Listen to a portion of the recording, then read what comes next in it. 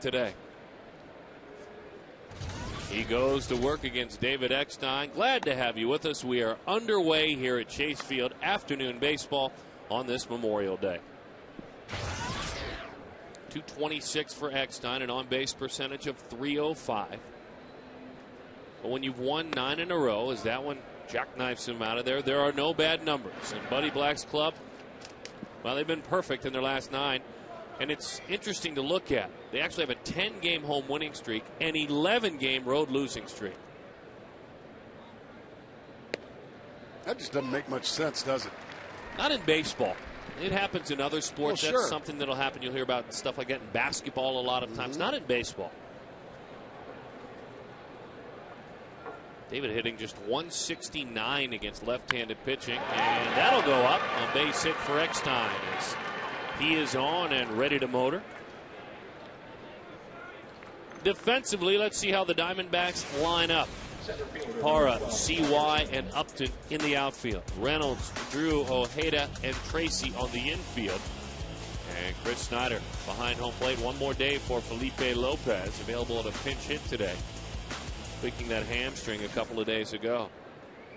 Can't go too long without Felipe Lopez, the way he has played this year. Here's Scott Hairston.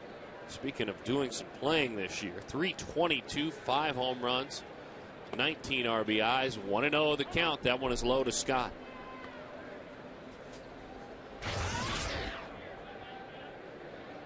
Hitting .380 this year against lefties. He's a guy that has always hurt lefties and hurt them badly. On base of nearly 500. That's in 50 at-bats against southpaws.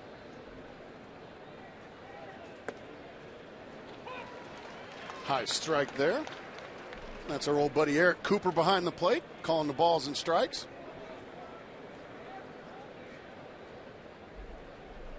The umpires wearing their red, white, blue hats today. The Diamondbacks as well. Padres sporting their red. In on the hands. 82 miles an hour. That just ate him up.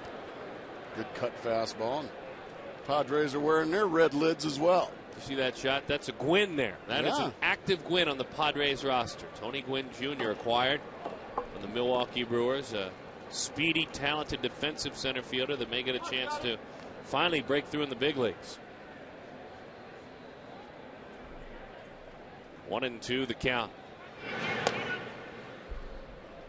And it's Mr. Gwynn's baseball team that he played on that his dad heads up that is deserving of some congratulations. Yeah, congratulations to Tony Gwynn and the San Diego State Aztecs, my alma mater, making it to the West Regional behind that superb right arm of one Steven Strasburg. So Tony, nice going, pal. Us Aztecs are proud today. Right back to the screen it goes off the bat of Hairston. On the last homestand, 9 hits and 32 at-bats with 3 RBIs in his last 17 games, hitting over 300. But the story, as we told you coming on the air for this winning streak, it's been all about pitching. This is a team that visits with the lowest batting average in baseball. Had him out front on a curveball. Good pitch there. Now, if you're a pitcher, that is the sound you love. We heard some cracks of the bats in South Florida, didn't we? Yeah, there was nothing loud about that sound. That was a beautiful curveball, just way out in front, and fooled was Scott Hairston. Just a feeble swing and a result that any pitcher would love. This guy, on the other hand, stepping into the box, Mr. Adrian Gonzalez, not going to see any feeble swings from him. He's got 11 home runs of his 16 on the road. He is hitting over 300 away from his ballpark, which we all know by now, Petco Park, a pitcher's ballpark. 1-0 the count as that one is high. Doug made 2 starts on this last road trip, and he was 0-1 in that time. Went 10 1/3 innings, allowed 9 runs and 8 earned. Change up, lefty on lefty. It's low. 2-0 the count. There was a time you didn't see a left-hander ever do that. Not very often, unless they just had a super changeup. First guy I ever had do that to me, Darren, was Frank Viola. You remember Frank Viola? Oh, he had a good one. He threw me a changeup. I screwed myself into the ground, swinging and missing. Ball 3. It had, I mean, and I looked out like, lefties aren't supposed to do that to lefties. You know better funny? than that, Frank. And he just smiled and said, go sit down. And so the guys dusted a spot off for you? Yeah. Yeah, Okay. and I got to stew about it for about 2 innings and until I got to face him again. And I got him the next time I grounded out. 3-1 I the showed count. him. You did. You put it in play. I showed him. Strike me out. I'll just ground out the next time.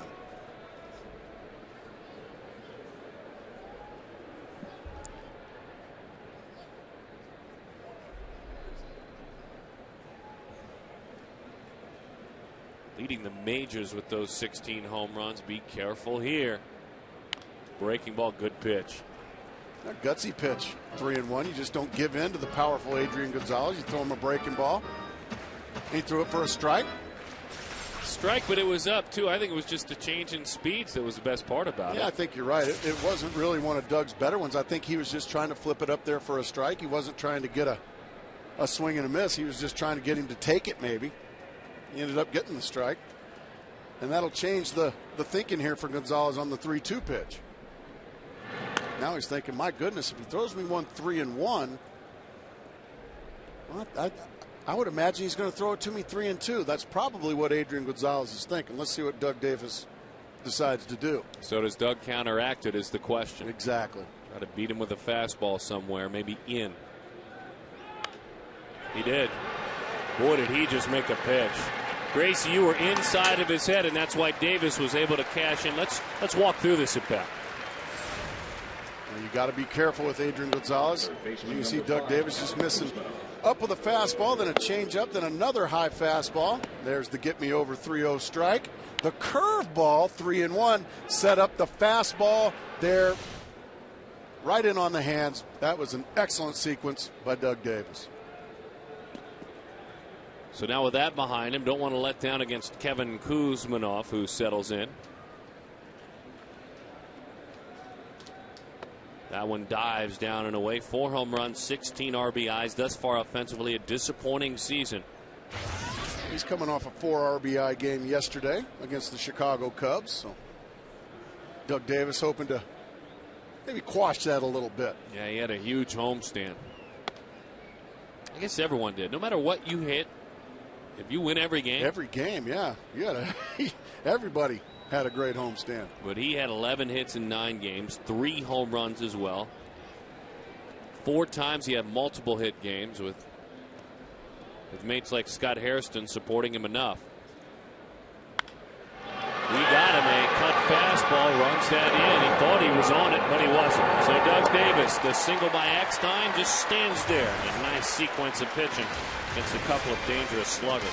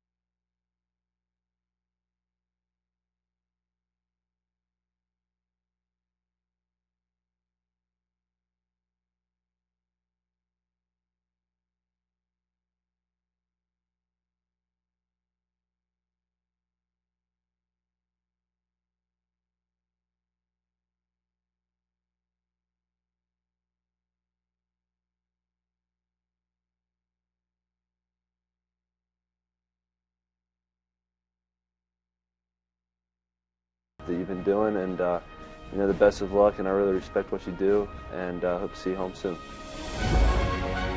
Salute to the troops, presented by Sanderson Ford on this Memorial Day. And we are hearing from a lot of you. Our text messages are rolling on across, and we are honored to share those. What a great sign that is, young man and youngster. Good stuff today. Good to see the youngsters embracing all of that. Nice crowd today. Yeah, great crowd back home. Well, certainly a day to come to a ball game. It's a holiday, but also to come and support a team that played very well on a challenging road trip in many ways. Gerardo Parra was up for the challenge. Augie Ojeda bats second, and Justin Upton. We'll give you the whole lineup in just a moment. Chad Edward Godin, 26-year-old right-hander, Louisiana native. He goes to work and paints the outside of the plate. 0-1 the count to Parra. 279, a homer, and 8 RBIs. 12 hits in his first 11 games in the big leagues. And the one thing we learned, Gracie, as we take a look at the entire lineup for the Diamondbacks, that is brought to you by Southwest Airline. You see Drew, Reynolds, Tracy on down, and Young, Snyder, and Davis. Snyder had a big trip.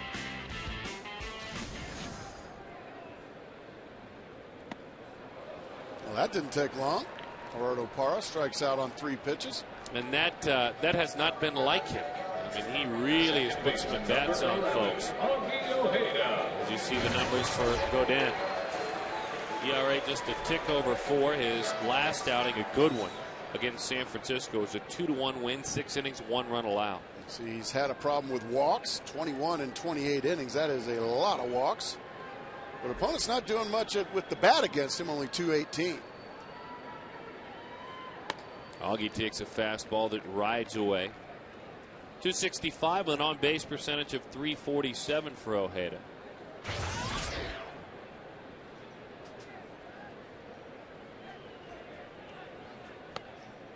And Augie, proud to be a part of a nice trip at 6-3, but he was hitless on this trip, so maybe a change in scenery. This is one guy that was excited to get back home. 0 for 12 on the road trip.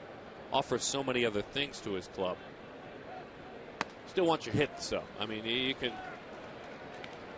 you can be scuffling and making good plays, and your team's playing well. You got to get your hits along the way. Yeah, it's fun to shake hands 6 times out of 9 games on the road trip, but it'd be nice to have a hit or 2 under your belt as well. All 4. There's some close pitches. I was going to ask you about that. Godin didn't get the calls.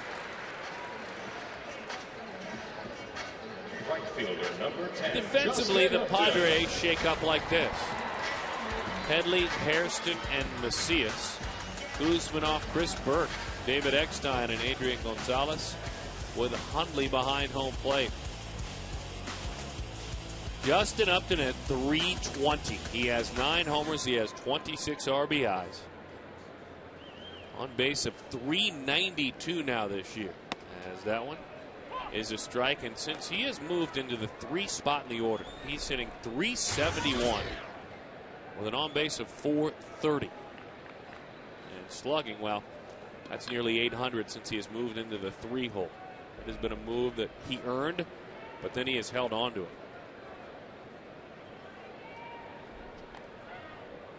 By the way, just for perspective, other number 3 hitters with the Diamondbacks hitting 181 with a slugging percentage of 276. There's your number 3 hitter. Right now, remember, it seems like it was a long time ago, Darren, that this kid was hitting 8th, not hitting at all. There was talk about maybe sending him to the minor leagues. No. He had a nice trip, too.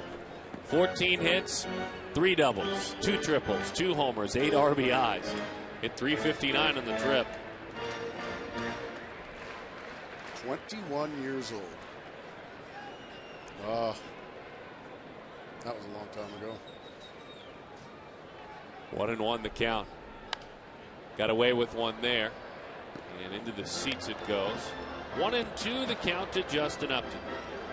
Club got back into town at about 7 o'clock last night. Quick turnaround for the guys, whether they were Guys not coming home to families or were. Either way, it was right back to work this morning.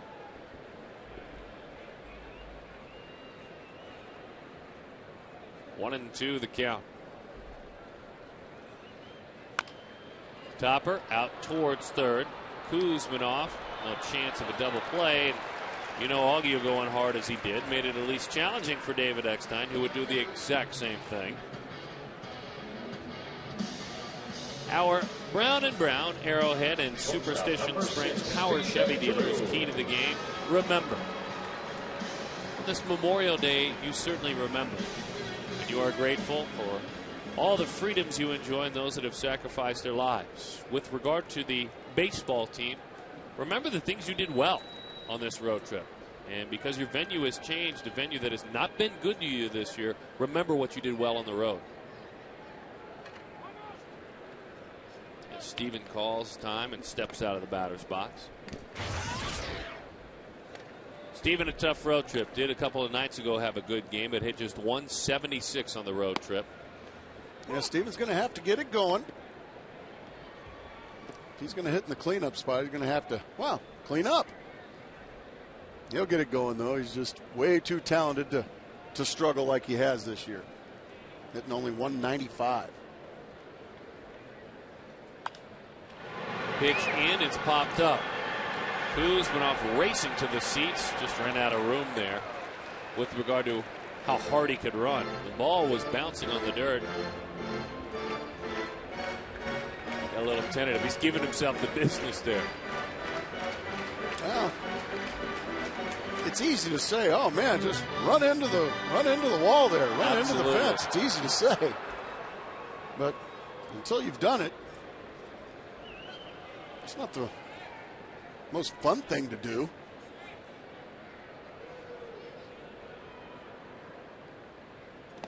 Nice job blocking that one up, keeping the runner at first there by Nick Hundley.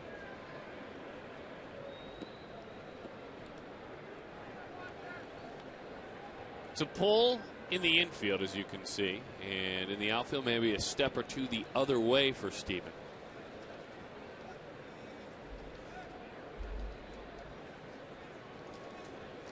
One and two the count, 2 outs. Bouncing ball, does it reach the hole? It doesn't. A nice play. We talked about the defense and the way they were set up. It was set up perfectly for Drew. David Eckstein swung around 4 or 5 steps towards first. Then Chad Godin getting in the bag.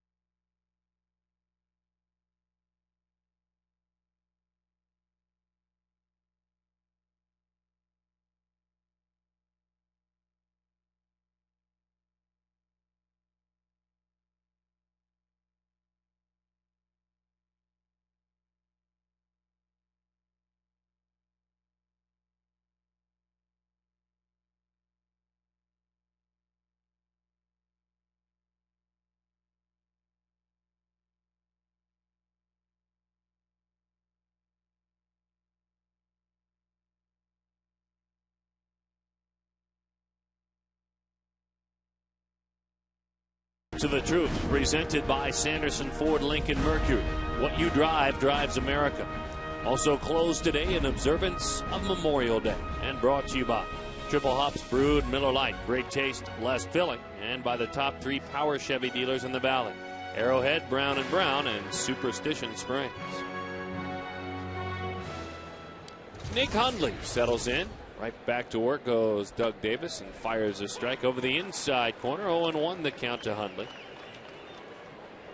I'll tell you what, it was nice to come home, long road trip, and see my children again. Man, I think they grew 3 years while I was gone. So Jackson and Preston, I know you're watching. Good to be home. Good to have you back. Yeah, it's the best part about going away is when you come home. There's Jackson. Boy, he has aged, I'll tell you. That's incredible. A lot of time has flown by. Can we get another shot of that fellow when we get a chance? Because that reminds me of something. Darren, I remember you said on our last telecast here at home that if the Diamondbacks had a winning road trip, you were going to grow a beard. Well, I did say that. And last time I checked, as that one swung through, high fastball right bound. Last time I checked, I think the Diamondbacks went 6-3 on this last road trip. So, well, they did. I'll be looking forward to you looking like Rip Van Winkle here pretty soon, I'm sure. I guess I'm going to have to do it then. I don't know what else to so say. You're grow one like Chad Tracy there? That's a scraffly beard. What about like that? Yeah, that's a long goatee. I mean, man of my word, right? He wasn't growing it on the noggin. He's growing it on the chin. All right, here's my my promise to all of you. What's that? And you too. I will do it. Really? I will start it on this next road trip, and I'll keep it for however long you deem. How long do I have to keep it? I think you have to keep it for, a month? No, I'm not going to make you keep it for a month. You'll look terrible. There's no doubt about that. I will look terrible. Well, I think our next road trip is what, L.A., San Diego? Nah, you can't, I'm not going to make you do it there because your mom lives in Southern California. I don't want your mom to see you look terrible. So she raised me. She saw me look terrible every day. That one is back to the screen. Here's what I'll do. I'll throw this out to you and see how you feel. Okay, wait. I got a schedule here. Go ahead. Next road trip, next homestand, and then the next road trip after that, which is Kansas City, Seattle. That whole time I will grow a beard. You're kidding? No. Look, I made a promise. All right. You like that? You bet. All right. You heard it, folks. Darren Sutton going to grow a beard. I made the promise. Oh, Darren, that's going to be big league. Well, and here's the thing. I'm glad to do it because that trip, 6 wins, those circumstances, seeing some of these ball players, start to play for their team, for the number on the name on the front of their jersey a little bit more, buy into a leader. It's worth it. Worth it. I look forward to that. There's no mustache with that beard, but I did say that, and I really am glad that you folks remember. I got reminded. Who is that reminded you? Well, you're not going to say, huh? Oh, what about the Clay Zavada? That's not what I'm doing. No, it was beard. It'll be a beard, goatee not style handlebar beard. mustache. Now for him, it's great. For Clay, it is perfect. And we are honored to have him in the big leagues. There's no doubt about it. What he has done. Now he's getting love because he's on television. Fouled off, Chase Headley. 0-1 the count. Oh, yeah. There's our fine executive producer, Michael Roth. That's a big league goatee he sports. Is it? Well, it's not. That is big league. Yeah, that's Jackson. I'm glad I didn't. See, I'd get some tattoos if we had a winning road trip. Well, looks great for him. Breaking ball and a foul ball. Well, I'm a man of my word, and so there you go. There you go. I've been getting twittered all morning. Twittered and tweeted. You mean you have been getting twittered at the Twitter site? Absolutely. D-backs booth. And they said, by the way, you need to remind Darren of his solemn promise he made about growing a beard. 0-2 the count on Chase Headley. In on the hands. That's where you hope a cut fastball goes when you make a pitch like that. Headley, again, to remind you, as a right-handed hitter, you swing at that baseball thinking, I'm about to put a big lick on it. And then it runs in. And it's get that late till watch. Okay, now it runs in on the handle. So Chase Headley, that was a quality pitch there by Doug Davis.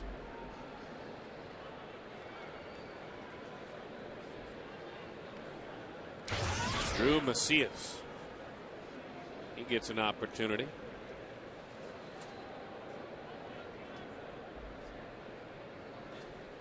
Lefty on lefty here for Macias, as that one dives down and out of the strike zone.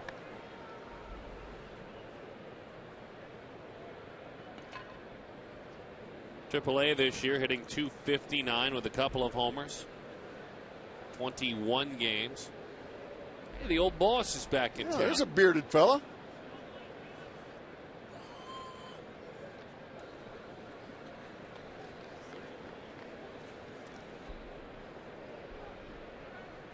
I don't know if that would work for me either. I may have to go, the more I think about it, straight goatee. Yeah? That's a beard, right? Does that count? That's a beard. Yeah, okay. That's full beard. You know, like Stephen Drew had. Oh, waited to get two out of this one now. Too tough to turn. Boy, great effort there. You know, you see the play in front of you and you wonder where Reynolds is going with it. Got the lead runner. You rarely see the third baseman have to throw to the shortstop for the force play, but that's what happened there. And Stephen Drew just about turned it. Nice play by Reynolds and Drew.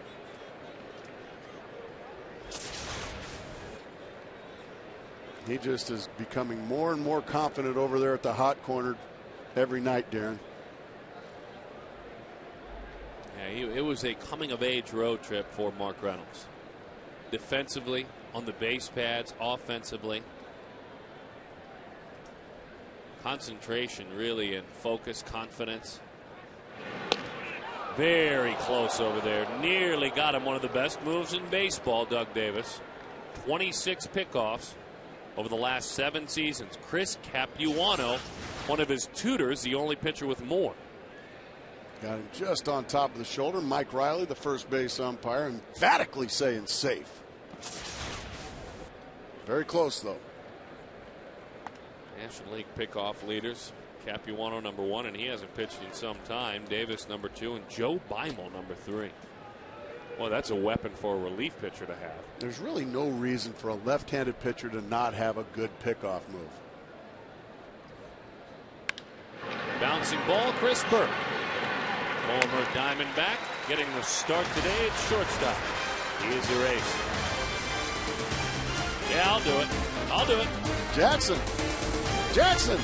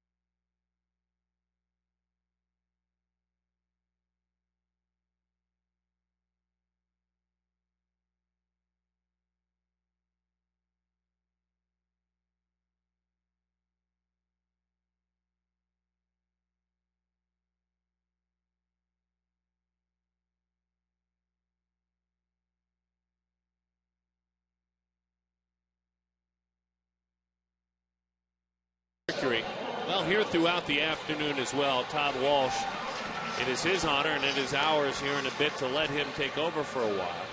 And we'll be having a chance to do so, to speak with and honor members of the Arizona Army National Guard and their families. Well, they're our guests today. All right, Mark Reynolds. In on his hands. We'll talk about Doug Davis coming into the kitchen. How about that first pitch? Right in on the hands of Mark Reynolds. Took a mighty rip at it and fouled it straight back. More RBIs than anyone on this last road trip. The 10 more than any of his teammates. Also homered 4 times. He slugged over 700 on the road trip. All those homers came in Florida. And they all came at really important times. Oh, yeah, they weren't just, oh, by the way, home runs. They were either game tires or game winners. And the other thing that needs to be talked about more and more with Mark is the amount that he has played at first base. And he'd probably tell you I've been adequate so far. I'm working on growing, but that's a good start to have his bat in there. So some interest being spiked for Reynolds defensively now, and he's for A.J. Hinch, a guy that he knows can play first base for him.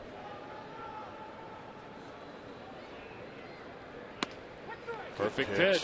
Good pitch right on the outside corner at the knees. So Reynolds goes down on strikes. Not much you can do with this one.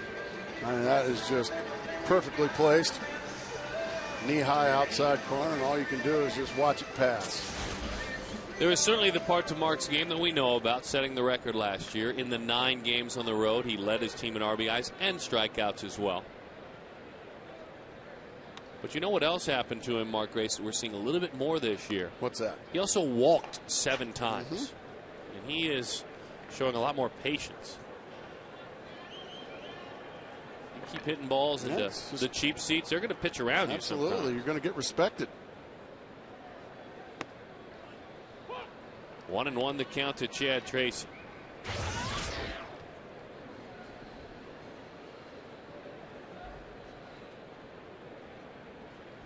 And when we talk about Reynolds and Tracy in situations like that, for Mark, it's really only going to be that first base for the skipper when a tough left-hander's going.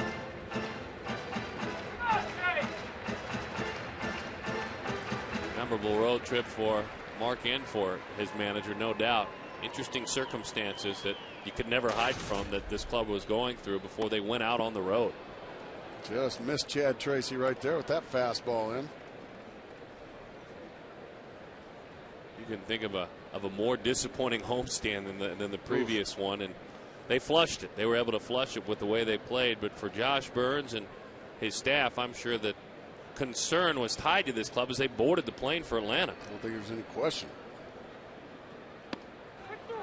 Little breaking ball grabs the top part of the outside corner. Back-to-back, backwards K's in the scorebook. Center fielder number 24, Chris Young. Just a little backdoor slider. Beautifully done again by Godin.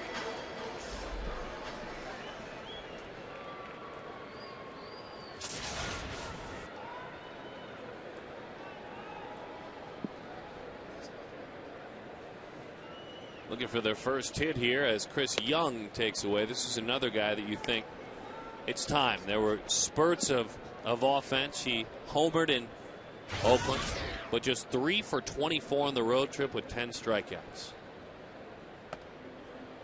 Takes inside, 2-0 the count. And this is the way you get out of slumps, Darren. You get yourself, lay off a couple of pitches, get yourself in good hitting counts. 2-0. Now you can let it fly. You should get something good to hit, something you're looking for. You just can't miss it. He laid off it nicely. That's how you get out of slumps. Swing at the good ones and take the bad ones. It seems very simple. It's a lot easier said than done. Infield, outfield, straight up, maybe a step or two to pull. The 26-year-old right-hander rocks and fires, and that's right down the heart. 3-1. Now he should get another pitch to hit here. Look for one pitch in one spot. If you don't get it, let it pass. But if you do get it, hammer it. Oh boy, he got it, missed it. There you go, Mark Grace. I mean, that is just center cut, middle in. Once again, Chris Young hitting the bottom of the ball. Want to hit the top of that baseball.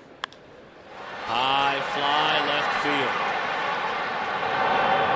Headley is there, and he makes the play for the out.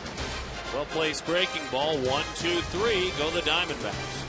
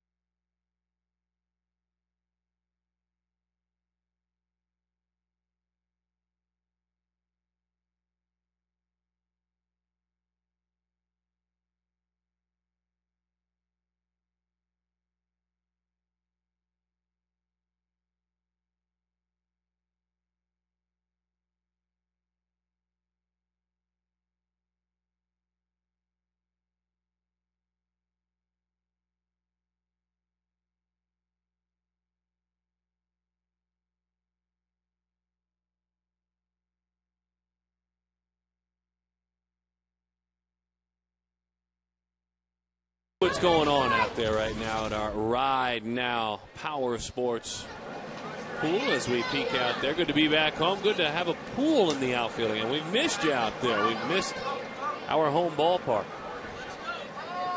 because it's our home ballpark. You know what's nice to see, Darren? A lot of fans. We didn't see many in Florida. No. Didn't see many in Oakland. Although the Oakland fans, even though they don't come in huge numbers, they're good fans. No, they're you're right. Real good fans. They're passionate. They really are. And that was pointed out by Dan Herron. He made that point as a former A. You can see the entire lower bowl filled here today. Good portions of the upper bowl. Good stuff.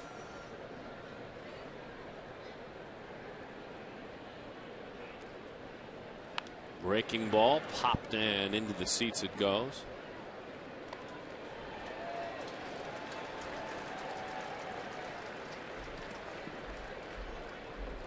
No balls and 2 strikes to count. I think you should maybe grow a little thing like Chad Godin's got on his chin. What do you think? If that's what you want, my friend. Ground ball, it's a foul ball. Don't forget. I'm doing it. Oh my goodness. I can't do that. No, you're not allowed to do that. That looks like the Niagara Falls coming out of his chin. Now, see, that's more doable for you right there. Really? Well, yeah. Niagara Falls coming out of his chin. I like that. Oh, dear. Breaking ball, that's strike 3. Don't forget about the post-game fireworks show this Friday, courtesy of our good friends with Gila River Casinos. Cheer on the D-backs as they take on the Braves at 6:40. The Braves. Then stick around after for the free fireworks after the ball game. For tickets, call 602-514-8400 or visit dbacks.com. I could have sworn I just heard a voiceover from the late, great Skip Carey. Andy Griffith is next. It wasn't the same, was it? No. Going to Atlanta and not seeing Skip. Son Josh came in and said hello. Gracie and I were both able to share with Josh how much we miss his dad. 0-1 the count. Determined David Eckstein hangs over the plate. Bouncing ball off the glove of Davis. Resets and fires in time for the out. Right to the glove hand of Doug Davis. A one-hop shot. Knocks it down. Doesn't panic. Takes his time. Makes a good solid throw. Be quick, but don't hurry. The Wizard of Westwood, the great John Wooden, coined that phrase. Be quick, but don't hurry. Once that ball is knocked down, be quick to get it, but don't rush yourself. Stay in control.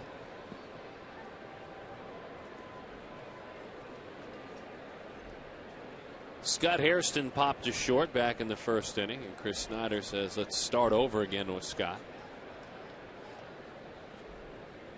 2 innings into this ball game, the Diamondbacks trying to get to Chad Godin, and they have had their tough goes of it of late with starting pitchers in ball games, as that one is away. Now, these Padres have a pretty darn good bullpen. But yesterday it was 7 2/3, 1 earned run. 5 innings, 1 earned run prior to that. 7 1/3, 2 earned runs. The starters have had no problems with the Diamondbacks offense. It's been the bullpens that have been battered by Diamondback bats. You and I have talked about that a lot, Grace. You can't always count on those comebacks and having comeback ability. Todd Walsh and I were talking about that in the pregame show. Falling behind is a bad habit to get into. Diamondbacks have, at least in the last week, been able to combat that as that one's up the middle. Tough play. So Hairston is on with an infield single. I mean, you couldn't cue it more off the end of the bat. Oh, he had a long way to go up the middle. Does everything he can, but Hairston just runs way too well. These are the matchups when you're a starting pitcher, a guy nubs one off the end of the bat that irk you only because the man digging into the box. You now have to face the most dangerous of all Padres hitters with a runner on. Doug really put a sequence on him last time. It included all sorts of pitches. You have to. You just cannot make mistakes against a guy like Adrian Gonzalez. One mistake can cost you a ball game to this guy.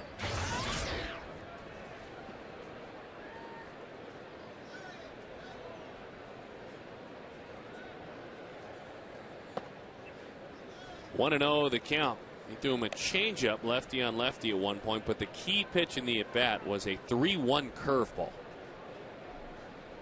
Barely got a piece of it, and then after that he threw him a fastball that was in.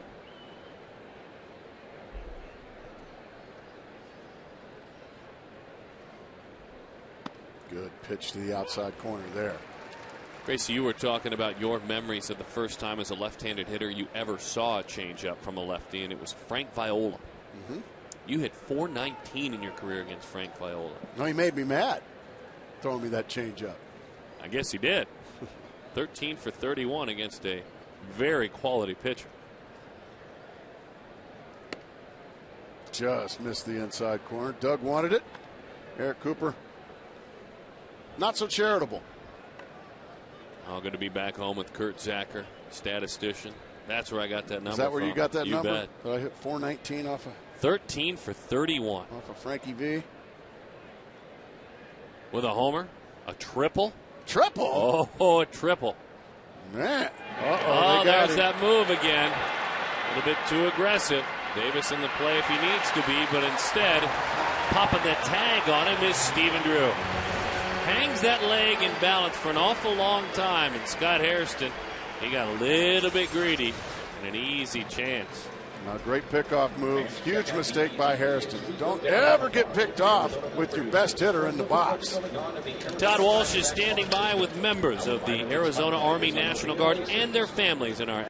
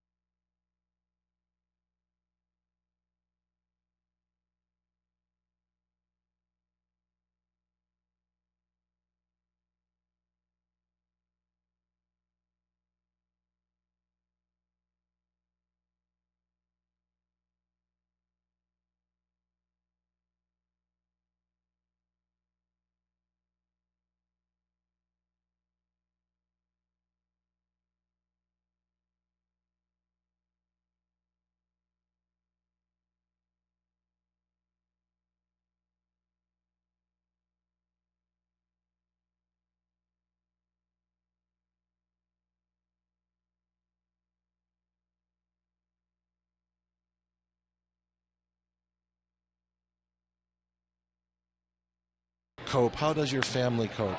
You cope by remembering. You remember. And you remember the good times. I think your husband just said hello, by the way. I think he did. Did you feel that? I know I did. Yes. Darren, can you update us? And I have a final thought from Carrie on that very emotional moment that just took place behind us. Well, Chris Snyder with a home run, the crowd cheering, and as you said, a hello, no doubt about it. And Chris knocks it out of here, but Todd, please continue your conversation. Well, we wish you the best in coping, and I know that your children aren't always coping when you're coping and vice versa, but it sounds like the battle continues for you, and we thank you for coming out here and remembering the spirit of your husband. Thank you so much for the opportunity to be here. Thank you. Guys, how about that? Well, all kinds of energy, no doubt about that. Don't get hurt, Doug. Attaboy, Dougie. A triple for Doug Davis after we have thoughts and prayers and so much energy. We talk about a husband lost and smiles and joys all around to lift her up. Thanks to these Diamondbacks. Snyder with a homer and Doug Davis, Mark Race with a triple. Well, as a guy that didn't hit many triples, I know how Doug feels right now. He's just over there really tired. Get over there, Dougie. Attaboy.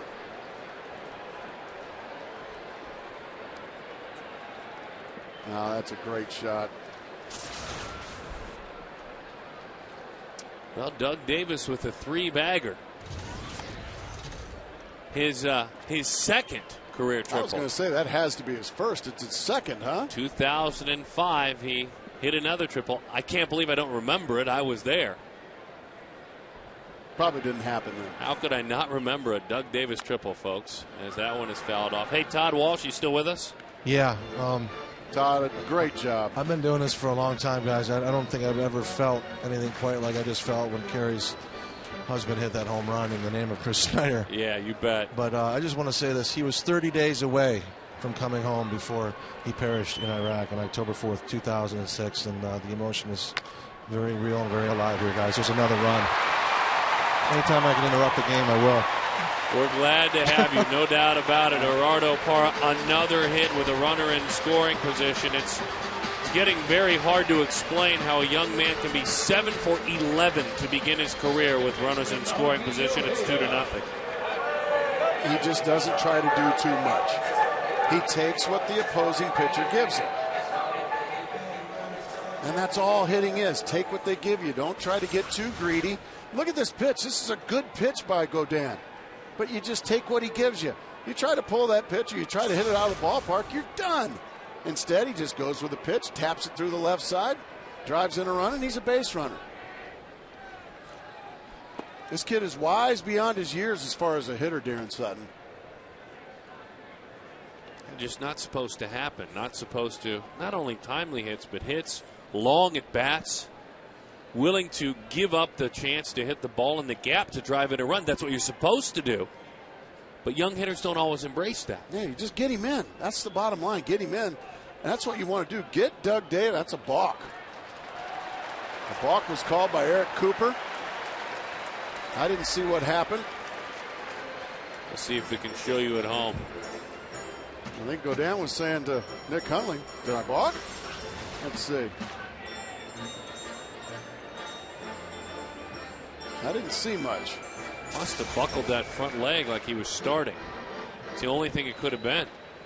Really no argument from Bud Black or really from Chad Godin. Bud, longtime veteran left-handed pitcher in the major leagues. Must have been that front leg that buckled as he was going home, or as if he was to be going home. No balls and 2 strikes to count to Augie Ojeda. Chris Snyder. Yeah, just kind of lost in the greatness of the road trip for Mark Reynolds, Justin Upton, Gerardo Parra. Was a rock solid job by Chris Snyder on that road trip, Darren. He had a terrific road trip, and he's starting to come around right when the team needs him most. He hit 150 in April. He's hitting 304 in May. Got him in the foot. He'll take that. Anytime you get hit with an 0-2 pitch, Darren, you say thank you very much. That's one less out I'm going to make in my career. So Augie reaches. He just turned his heel right into it. Check the ball. It's probably cut up. Oh, that's beautiful. That doesn't hurt very much. He's just fine. And as you said, an 0-2 pitch, he did the right thing. A little bit of support for Doug Davis. And also Gerardo Parra driving in Doug Davis. Let him get over there, catch his breath. Still nobody out here and 2 runs across. Slider away, 0-1 the count.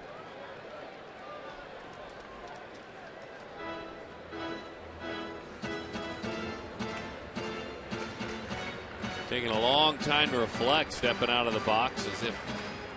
Well, he got caught cheating a little bit. He was cheating for a fastball. He was going to try to hit one a long ways. Yeah, he got a breaking ball, so he just had a little talk with himself. Just missed with another slider.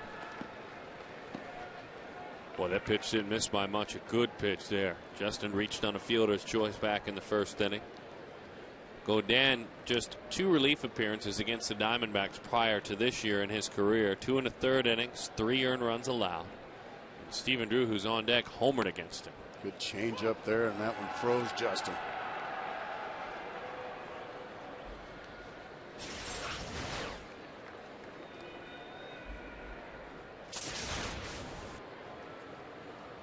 Pitched in the big leagues for Tampa Bay in 03 and 04, for Toronto in 05. Many may remember him with the A's for a couple of years. 06, 7, and 8, a teammate of Dan Herron. Was a Cub for a while last year. Bouncing ball, right side, base hit, Justin Upton. Parra being sent on down. Macias overruns the baseball. Upton with a slide is into second. The Diamondbacks add another, and the score is 3-0 for Justin. RBI number 27 on the year. Chip Hale never hesitated as the third base coach. Now, when you're aggressive as a third base coach, you force the opponent to make a defensive play. As Justin just flips one the other way, drives it through the right side. Now Macias got in a hurry. He saw that Parra was going to the plate. He got in a hurry, kicked the ball around, and gave up 2 extra bases to Augie Ojeda and to Justin Upton. That's what an aggressive base coach will do. It forces the opponent to make a play, and it forces mistakes a lot of times. And that's exactly what happened. By the way, anytime the D-backs score 6 runs or more, Taco Bell is giving away 3 free tacos with the purchase of a large drink between 4 and 6 the following day at participating locations. So nice job, Chip Hale. We were talking to Chip. We give Chip the business a lot of times about maybe booting some balls down there on the left side, some foul balls. We've been giving him some grief. So I said, man, you got to give me a reason to give you some good praise, Chip. So there you go, Chip Hale. There's the praise you deserve. Here's Stephen Drew. Nobody's ever going to outwork Chip Hale. That breaking ball is in. 1-0 the count.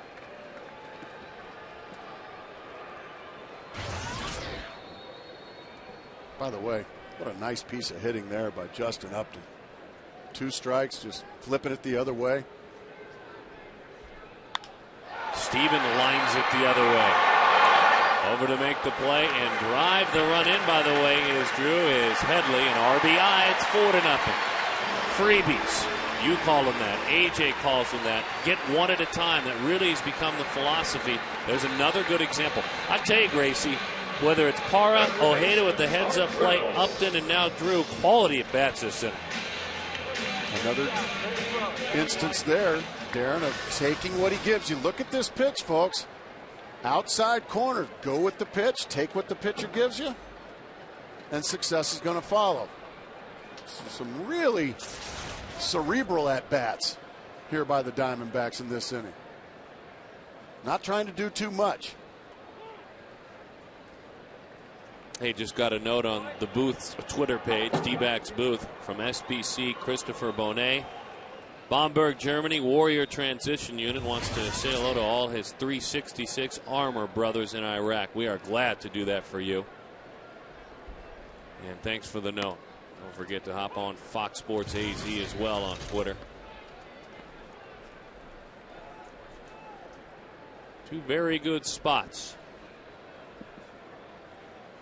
Scott Snyder, of course, the senior manager in charge of the home operation here for D-backs booth. A pickoff throw to David Eckstein, nowhere near the bag. Just a quick lesson for you young pitchers out there. When you pick off to second or to third, you don't have to throw the baseball. To first base, you do have to throw the baseball. Correct. But you can just spin and fake a throw. If you see that nobody's covering the bag, you don't have to throw the ball. It won't be a balk. That's great. Look at David. By the way, what are you doing? Those were teammates last year, David Eckstein and Justin Upton. And David was here for a brief time at the end of the year.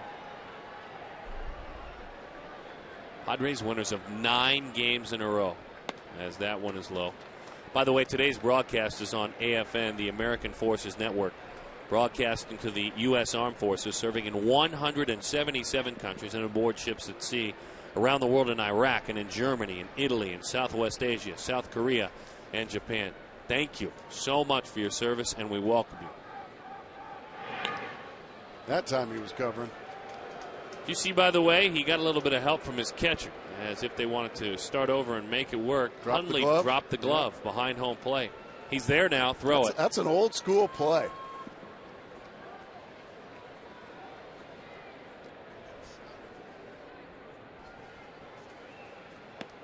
Good take right there.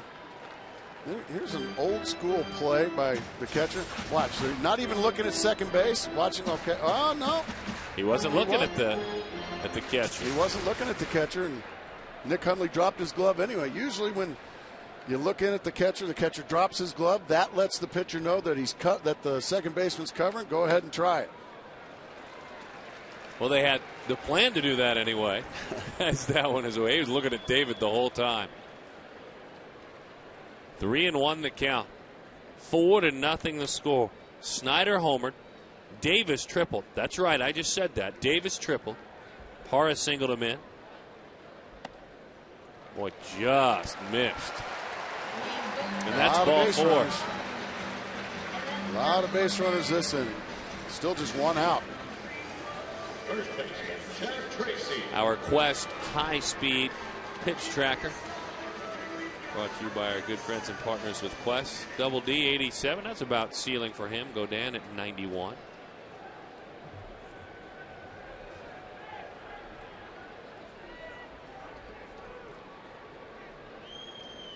Chad Tracy takes a strike over the outside. 0-1 the count.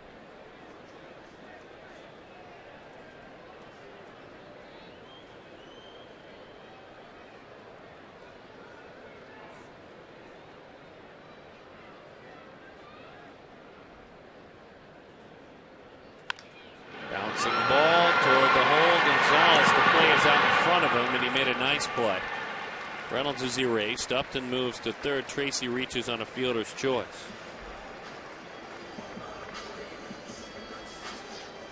Nice play by Gonzalez. A Gold Glove caliber first baseman. The big hop. And all your momentum going to second. You might as well throw it to second base. Get that lead runner.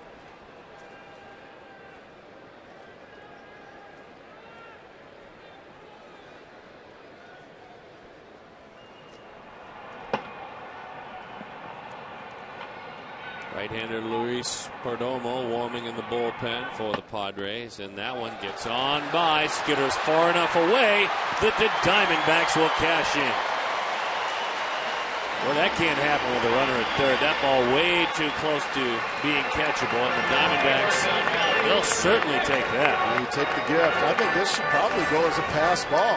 This ball doesn't look like it's in the dirt. It's just, it'll probably go as a wild pitch. And it is, but I still think that's a ball that 49 times out of 50 a catcher's going to catch that one, don't you think? Yes.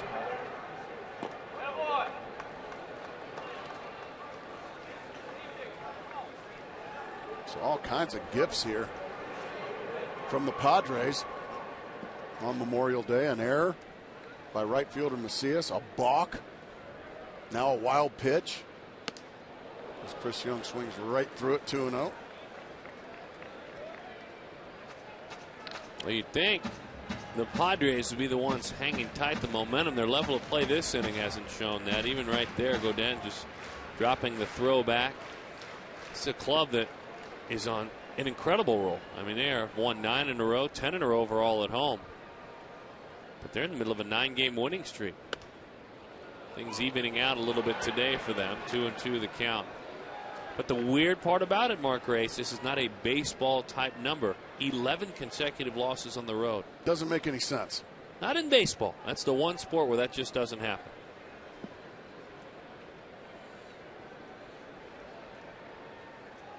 Two and two the count. Breaking ball popped up.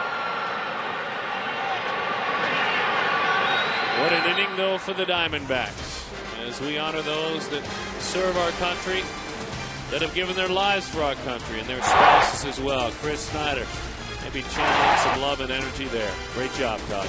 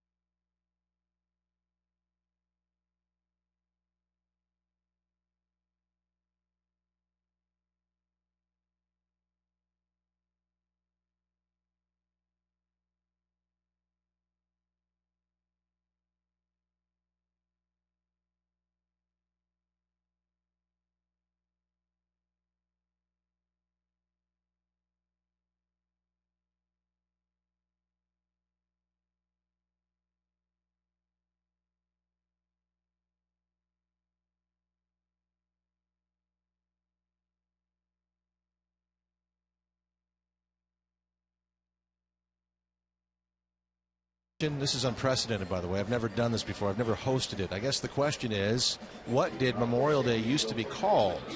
We'll have that answer coming up in just a little bit. Guys, take it away when you need it, as you know. But I would like to introduce to you, as we continue to personalize Memorial Day here in Fox Sports Arizona, a guy by the name of Staff Sergeant Emmanuel Herrera of the Arizona National Guard. Emmanuel, how are you today? Today's been a good day. It's been emotional in the morning for a couple of services and people that I remembered that passed away from my unit. Yeah, but one of the reasons we wanted you here today is to tell your story about your son. You guys hadn't spoken in 20 years. There was a breakup in your family. Everyone knows that. That's life. That happens. But you were reunited because you were both wounded within 15 miles of each other in Iraq, separated by a few months, right? Is that how the story goes? Yes. I was wounded November 21st of 2006, and he was wounded February 2007, and it was about 15 miles apart on the same highway. Same highway. And through the grace of God, somehow you guys found each other, right? Yes. Things had a way of working it out, and things happen for a reason. I'm a firm believer in that now. And as a result of them reuniting, guys, and I want to show you something, and this is going to take precedence over the game right now. You exchanged your Purple Hearts. I can't hold this, Emmanuel, because I didn't earn this. You did. We're going to show this in just a second, guys. This is his son's Purple Heart. Take a look at that. And my son has mine. What will you do with these? Well, eventually I'll have it engraved on the back with the date that he was injured and his rank and his unit. He's with Delta Company, 1st of 505th Parachute Infantry Regiment out of Fort Bragg, North Carolina. What was that phone call like when you heard from your son for the first time in 20 years, Emmanuel? I think there's some people that can relate to that are watching. It was very strong, emotional, and just overwhelming feeling of being able to be reunited with a lost loved one, my son, and to come to find out that he's also in the military and was also wounded. It was really emotional conversation that lasted about 2.5 hours. It'll last a lifetime. Emmanuel, thanks for joining us here. Good luck and Godspeed to you and your son, and enjoy your newfound and rekindled relationship. Thank you very much. How about that, guys? The Purple Heart here on Memorial Day in our Fox Sports Arizona suite. Yeah, well done again, Todd, and well done to that father and son, and thank them for their service, their dedication, and congratulations again to them. As you can see, there's our senator and his son. That's exactly right. Enjoying the ball game down below and a few laughs. Looks to be a pretty proud papa, doesn't he? Yeah, it does. As he should be.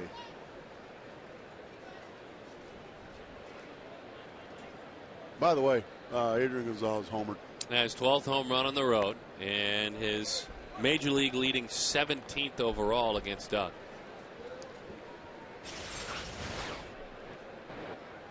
Boom. Just a long ways. Doug knew it. You make a mistake to that guy, and that's why it was such a mistake the last inning, Darren, for Scott Hairston to get picked off in front of Adrian Gonzalez. And meanwhile, Doug Davis has fallen behind now. Kevin Kuzminoff 3-0. So after the Diamondbacks got him 5, a home run, now a 3-0 count here in the top of the 4th. Nowhere near again for ball 4.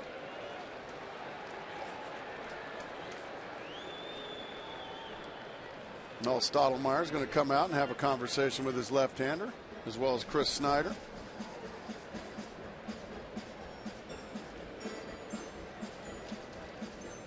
I want to remind you, by the way, if you're traveling all around this great land of ours, and we know folks are watching overseas as well, if you can't catch the D-backs game on Fox Sports Arizona, produced by Jason Lewis, you can always watch from your computer at MLB.tv. MLB.tv features live out-of-market games, plus any you've missed. You can go back and watch that. Who doesn't? That's a very good sign there. For more details, visit dbacks.com, where baseball is always on.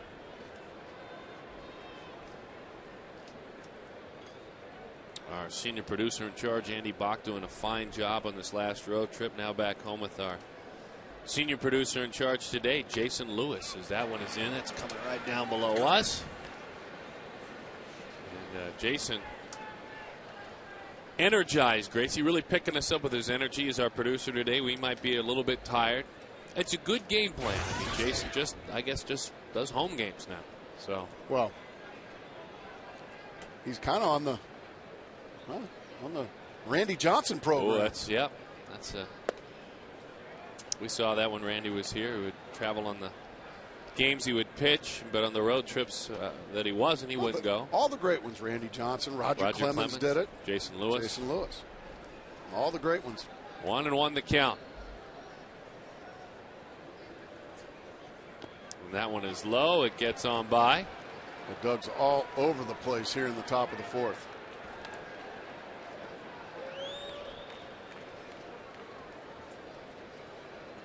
It's a funny time for that to happen, isn't it?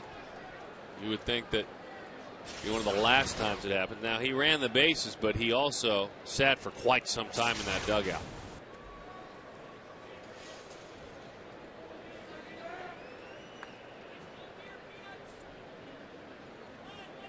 Two and one the count.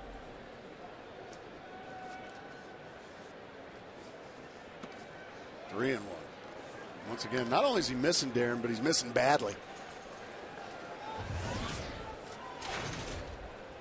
Just wonder if that home run just maybe shook him up a little bit. You wouldn't think so. Just sometimes he'll lose his rhythm for a couple or 3 batters and then find a way usually to get it back. Missed badly again for ball 4.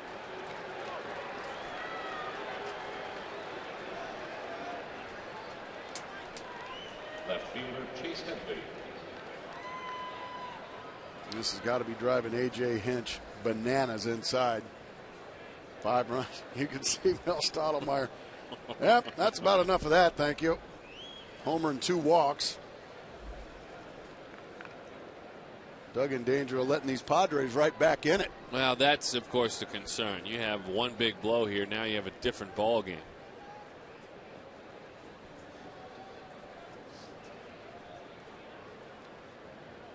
An indecisive spin to keep the runner close. And I say indecisive because dollars to donuts, if you were to bet, Kuzmanov's not going anywhere right now. See if Doug can get a ground ball here. Curveball misses. Good dive on the pitch, but it's away.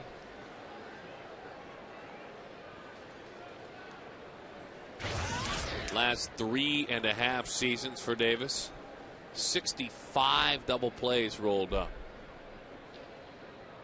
Puts him in the top 10 in the National League, but nowhere near that happening. 2-0 the count.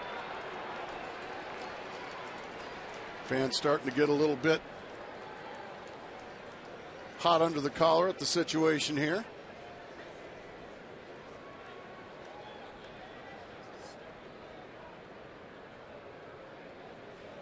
All right, so we're going to get it going for you. Bouncing ball. See just how easy that is on 2-0. A lot of guys hit it out of the ballpark. Not Doug Davis. He rolls up double play. You are something else, Darren Sutton. Yeah, that's a lot better, says Mel Stottlemyre Jr. Good meeting. I'll tell you what, he's having some of the best meetings we'll see. Good meeting. The Chad Qualls meeting in Oakland before the double play. Look at Augie Ojeda. Man. I like that. Hang in there. Respect each other. Play the game hard. Nothing dirty about that. Drew Macias. He takes a strike.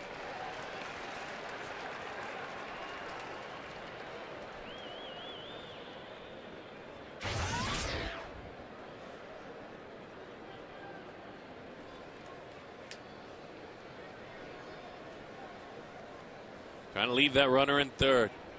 He did give up the home run to Adrian Gonzalez. 1-1 the count.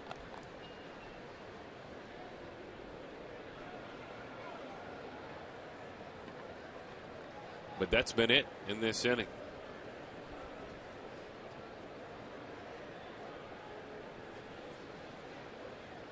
The 1-1. Good breaking ball there. Isn't it amazing with Doug? He'll just go through about anywhere from 10 to 15 pitch funk. I mean, and it is straight funk. And then start hitting corners, start throwing his pitches where he wants them again. But that's what makes him effective. He's effectively wild. 1-2 the count.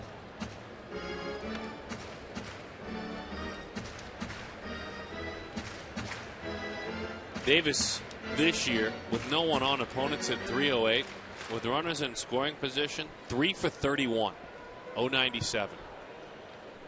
I can't imagine anybody being better than that in Major League Baseball. Well, how about the difference too? That's the other thing that's hard to explain, is that one misses. 2-2.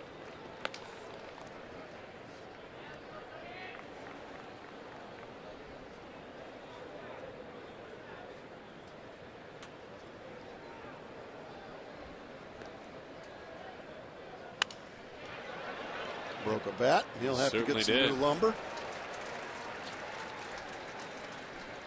Right away, the backup bat is there. We talked about that on the road trip. Very important part of the job, have the backup bat ready. We found ourselves falling in love with Billy the Bat Boy up there in Oakland. Well, Billy had the luxury of being a little bit closer, with the setup in Oakland, and would race. I mean, race to home plate. Come on, guys. All right. I'm with you. Step it up. Here we go. Come on, Doug. All right. Here we go. The 2-2. Oh, Houdini. Attaboy, Darren. Good to have Houdini with us on this Memorial Day. I'm more of a Doug Henning guy. Doug Henning. Well, but that's all right.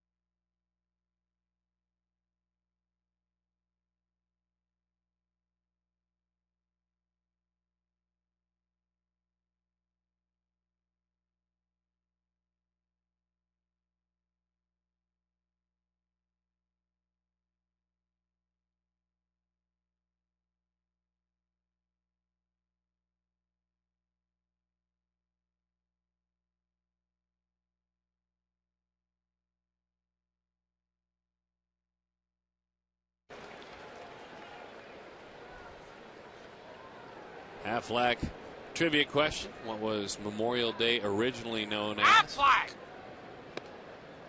Decoration Day. And the honor of decorating and red, white, and blue covering all over your house, your gatherings. And now Memorial Day. Hey, by the way, Chris Snyder trying to lay into one. If a D-back hits a homer this inning, hits the hit and win sign here in this inning, a lucky fan watching will win $250,000. Goodness. Thanks to Gila River Casino. So jackpot grows $10,000 every time. That's a lot of iron, Darren. That is a lot. Eric Sakin is the contestant. Eric, good luck as you lead on the likes of Chris Snyder, Doug Davis, and Gerardo Parra to win $250,000.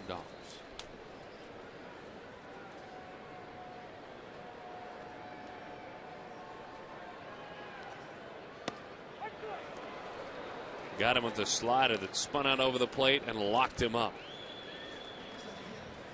Pitcher Doug Davis. Just a slider that hangs over the middle of the plate. It just locked up Chris Snyder. He knew it. So Godin bounces right back after a 5-run inning to strike out Chris Snyder.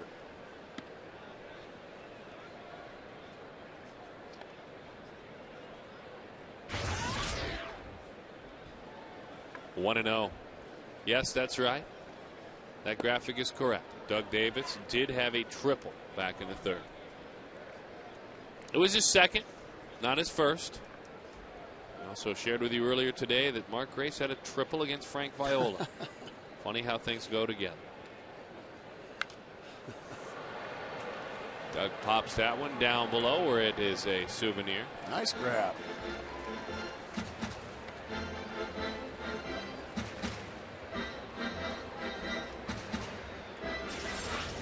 This fan come up with it right there. Nicely done, young man. That's Are you kidding me? Good grab. Like it was easy. Doug rolls that one to the right side, races to the back. Come on, Dougie. And the play is made by Gonzalez out front of him.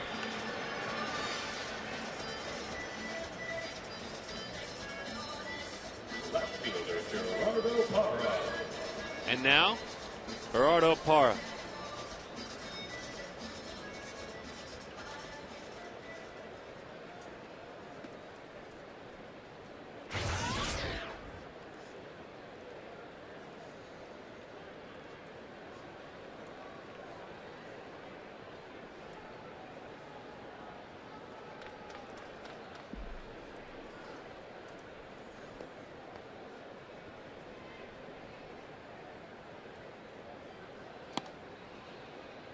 Over the inside, 0-1 the count to Parra. Singled in a run back in the third inning, part of a 5-run third for the Diamondbacks.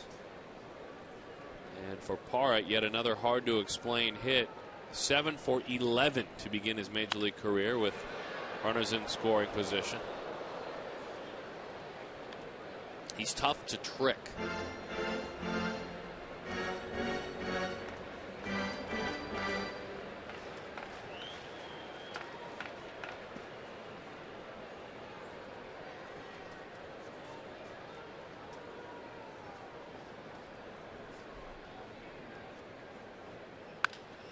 Bouncing ball had him out front there. Settling back down this inning is the right-hander Chad Godin. Let's send it on up to Todd Walsh with another special guest. Todd?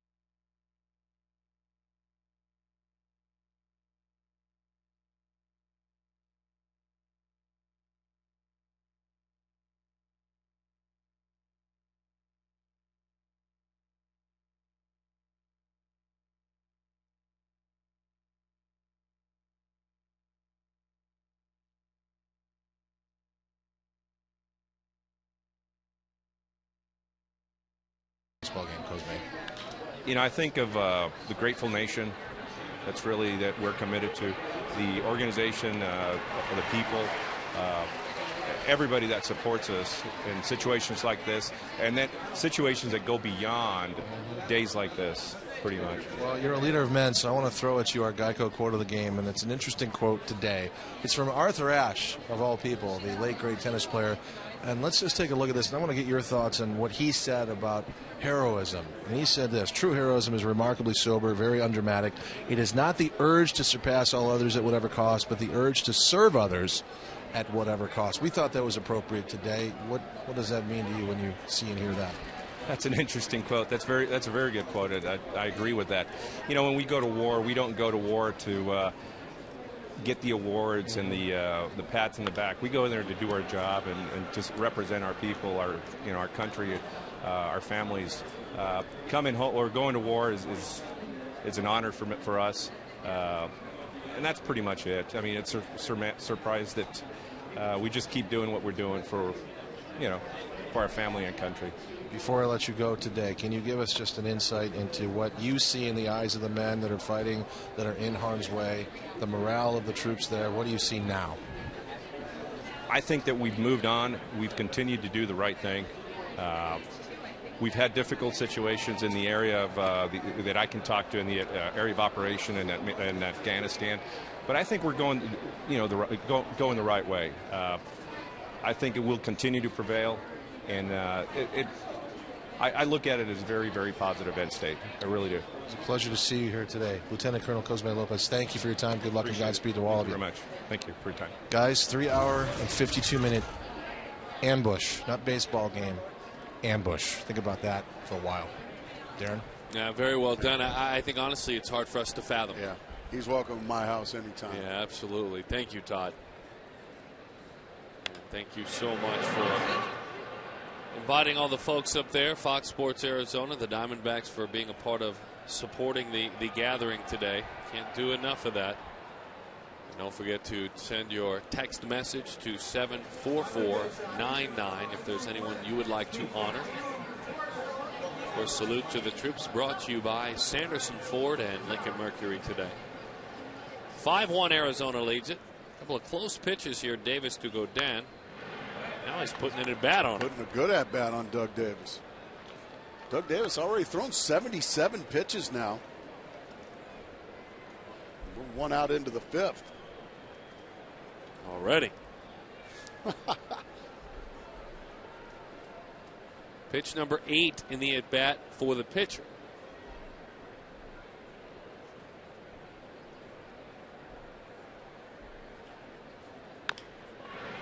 Little topper out to short. Stevens stops about chest high, and he plays that ground ball. A little longer than anticipated battle with Godin, but Doug Davis ends up the victor there. Don't forget now, a couple of innings ago, Doug tripled. The first triple he has had in a ball game since August 14th, 2005. He won that game as well when he tripled against Brandon Clausen of the Cincinnati Reds. If I recall now, I'm trying to remember that one. Doug tripled to right field against the Reds, and Austin Kearns was playing way too shallow. Sailed right over his head. Right, he beat him on the fly, huh? Yes, very shallow. That's the way they say it in Cincinnati. Shallow.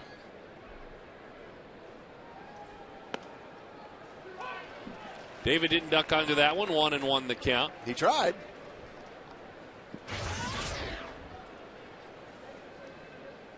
By the way, the fine actor D.B. Sweeney is going to join us up here in the booth in a bit. Is he? He is. Oh, that's our buddy. Oh, boy, what a bender. I'll tell you what. Doug keeps throwing the ball like that, he's going to be our buddy as well. Beautiful curveball there to drop in for strike 2. And DB, a part of a great group, the Veterans Tickets Foundation. We'll explain it when he comes in, and it'll be our honor to have him in.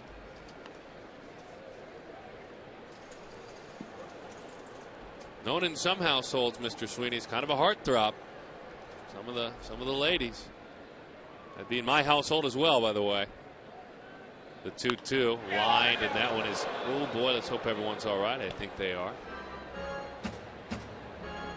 D.B. Sweeney of 8 men out.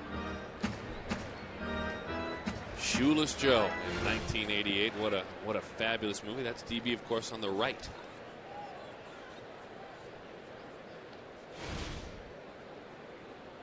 X9 chokes up on the bat. Oh, baby, what a curveball from Doug Davis. DB Sweeney's coming to see us, huh? He's coming in. All right, come on, DB. That's double D. We got DB.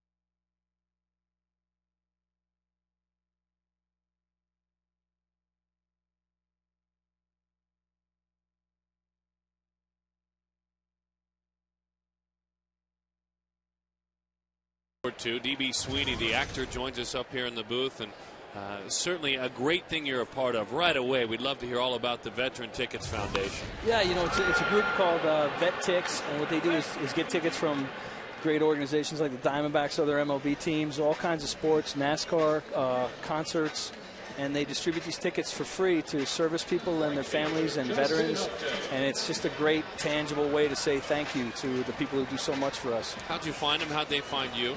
I was at a benefit here in Phoenix last fall, and I met. It was for another organization, and I met them, and they knew I was interested in you know, helping the military, and so they approached me and asked me to sort of help them get the word out. So I thought that'd be a great thing to do.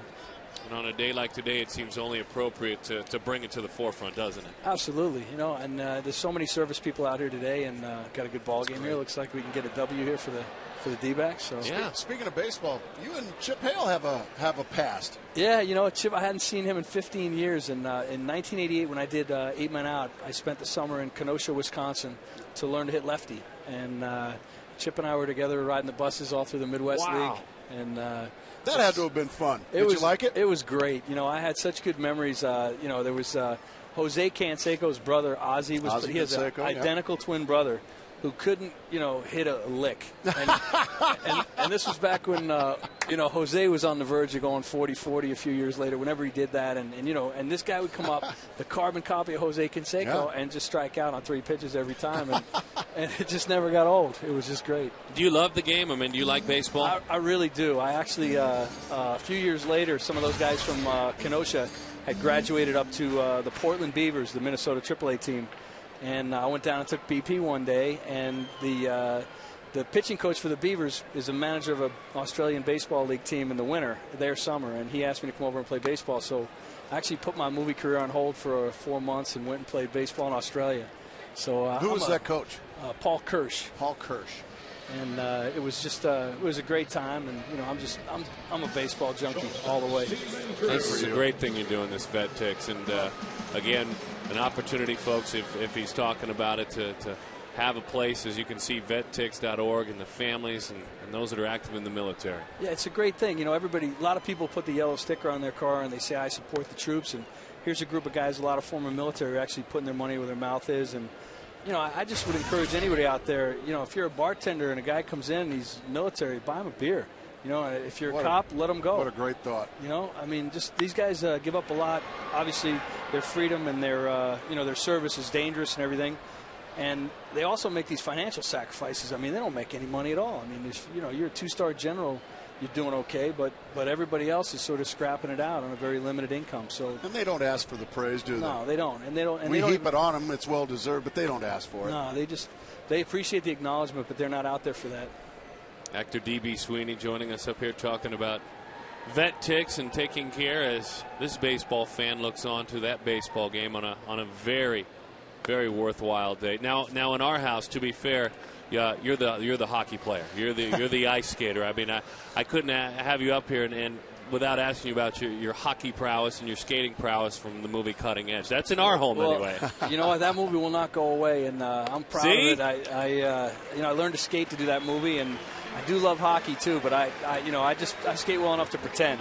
I can't really do that. I made a new movie though with Mark and my mutual buddy Chris Chelios, and I put him in. It's called 2 Tickets to Paradise. Okay. And he's in that movie with me, along with the girl from Cutting Edge, Moira Kelly, and that's out on Showtime now. It's on DVD, and I wrote and directed it and produced it with my own money, and we actually premiered it in Germany, Italy, Iraq, and Kuwait before it ever came out here. So all my buddies in the military were like, we don't mind, waiting for most things, but we'd love to have something first for a change. So I brought it over there. That's great. What's next for you? I'm working on a couple things. Writing, as I said, that was my first script that I wrote. And so now people are coming to me and they're saying, why don't you generate some more things? So kind of in a writing mode, where I actually have a baseball food show that's with Major League Baseball Network right now. That's awesome. It's called D.B. Sweeney's Can of Corn. And basically the idea is I got the idea out of the Midwest League when my experiences there. Before I started as an actor, I was a cook in 20 different restaurants. And so I love food and I love baseball, and everybody knows how to cook one thing. So you go into some of these minor league parks and these guys are living on peanut butter and oatmeal, and it's, they're scrapping it out too. And so everybody knows how to cook one thing. And there's so many characters around the game. It just feels like, going to the yard and talking about food, I think it's something that people really will enjoy. So hopefully we're going to have that going before the end of the year. Well, if you ever need any guests on there to help you eat the food, Darren and I will, we'd be glad to. You got a secret dish you can make? You got something you get one thing you can throw down on? You know what I make well, DB? Cereal. You good at that? Yes, very well. You got to get just the right amount of milk on your post toasters. You can't teach it. You can't teach. You're born with that. Yeah, we had a long, long road trip all over this country to Atlanta and to Miami and then to Oakland. We've enjoyed all kinds of good eats, my friend. Oh, I don't know. It's especially with the hours that you guys do with the night games. I think I'd be 400 pounds. Going out and eating after the games. We're getting there. We're getting there. Then we cut back. Then we get there. Then we cut back. You know how it is. All the different roles you play, you have to drop some, and then you don't want to add it, but you do. I love that when actors say, I put on 40 pounds for the movie. It's like, no, that's baloney. You just didn't put down the fork for 6 months. You just need to push away from the table once in a while. Oh, man. 2-2 the count. D.B. Sweeney joining us up here. This is a treat. Have you ever done any broadcasting? You know what? I haven't. No, but I'm a huge fan, obviously. I mean, I got the dish going. I'm watching 3 games at a time, and I listen to you guys all the time. All right, let's see what you got here. Chad Godin, the pitcher. Mark Reynolds, the hitter. And it's 2-2 with 2 outs. Let's see what you got here. Well, 2-2. He's going to take a look over there at first, make sure he keeps him close. Of course, he's going to get a good start here. Here's a throw over. Nothing doing. Boo. Don't boo him. He's still learning how to broadcast. No, that's Stephen Drew over there at first base. That's unbelievable, man. That's the kind of host he is. Anyway, sorry, DB. I'll look for a little off-speed pitch away here. If he doesn't throw over again. Oh, of course, he's going with a fastball. That's how good I am. Well, that's all right. Hey, that's the great thing about radio. If we were on radio, that was an off-speed pitch that's away. Exactly right. You could have said, yep, I was right. It was off-speed. Yeah, TB, you're proven wrong a lot. Where are you off to next, DB? I'm going back home, and I'm looking forward to spending some time with I got a 7-year-old son. He's playing hockey and baseball. There it was, one pitch later. Exactly right. All right. Yeah. I've been a day late and a dollar short for a long time. It's better than never showing up, right? It's all yours, by the way, the floor. Oh, okay. Anything you'd like to talk about? Call the game. You know, actually, I wanted to give a shout-out to Connor Jackson and his dad, John. John and I did a play together in L.A. about 7 years ago, and I got to meet Connor when he was still at Berkeley. So I know he's on the DL now, but I'm wishing him a speedy return. Connor's not been feeling very well. There he is. Trying to get him healthy. Battling pneumonia recently and even a case of valley fever. So it was trying to get his strength back. Scary. Yeah, I bet, especially when you're so used to making your living with your, All right, take us to the break, DB. Can you do it? All right, can of corn right there. And Bet ticks. Don't.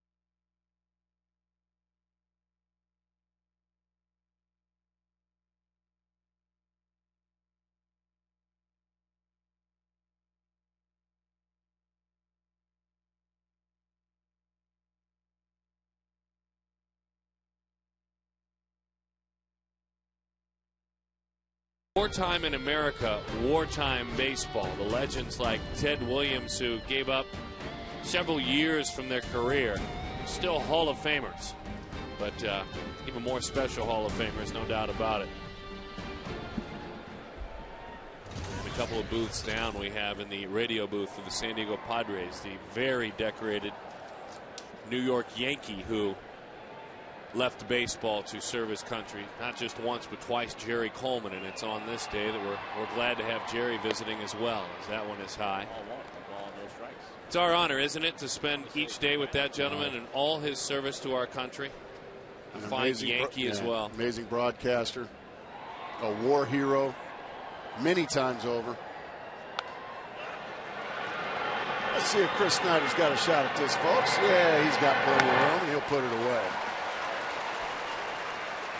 It was fun having, you get to run with the Hollywood crowd. I don't get to very much. That was kind of fun. You know what? You just stop. Just stop right now. I've known DB for a long time now. He's a Chicago connection. Okay. Big Cub fan. Is he? Yeah. He's a baseball fan, period. You could tell he's a sports fan. He knows, But what a great thing he is doing. We were talking about it's vettix.org, and just find out how you can be a part of it, however you can help out. I think his favorite line that he had, I love that he's a part of this group.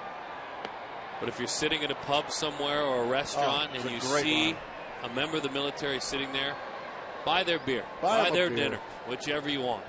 Buy them a beer. That was a wonderful way to put it. I agree.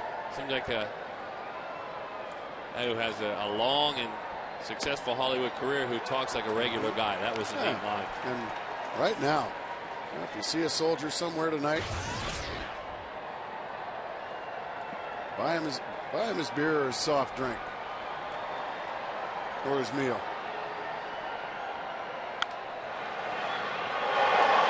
A long run out there and a nice play running that one down.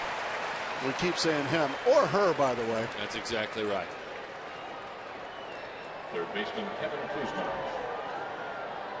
And here's Kevin Kuzmanov. A run on 3 hits and an error. Oh, there's Baxter. Good to be back with Baxter as well. I tell you, Baxter with some stiff competition up there in Oakland with Stomper. One of the best mascots in the game, Stomper. Well, that's not true.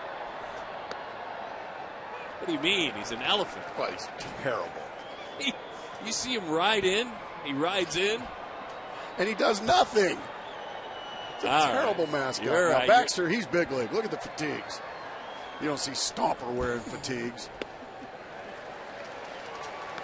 They don't make him that big for Stomper. I met Baxter not too long ago. What did he? Was he mischievous with you? Wow, the hand buzzer right out of the gate. Hey, nice to see you. Man, and I got about 100 bolts.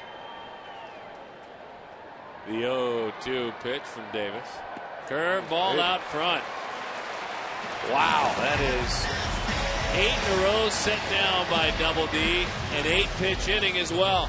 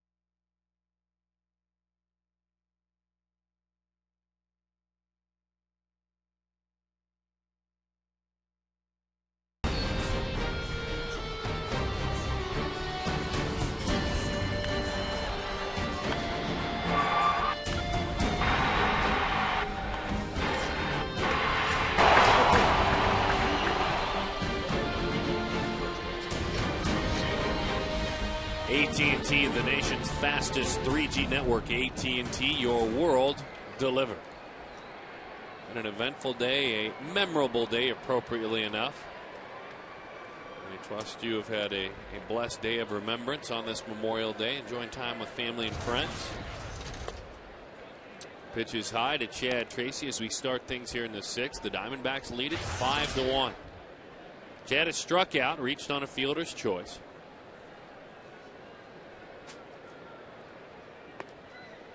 And remember, the runs posted, the 5 runs posted by Arizona, and the runs that they put up in the 3rd inning. This is a club in San Diego that has been absolutely rolling with regard to their 9-game winning streak.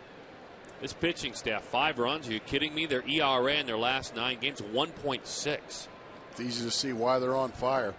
They are getting people out. Well, Godin had that big hiccup in the 3rd inning, but other than that, he's been rolling. Some mistakes, an error behind him, a wild pitch, hurt himself with a balk.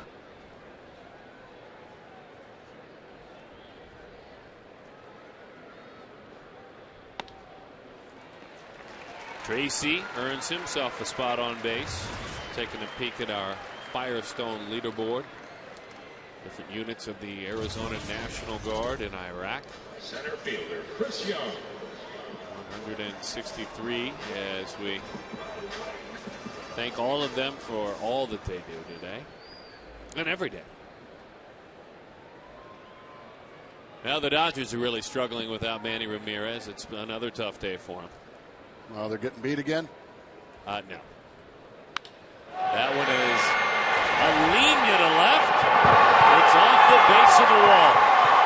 front, Chad Tracy. They'll stop him at third. Runners on second and third with nobody out.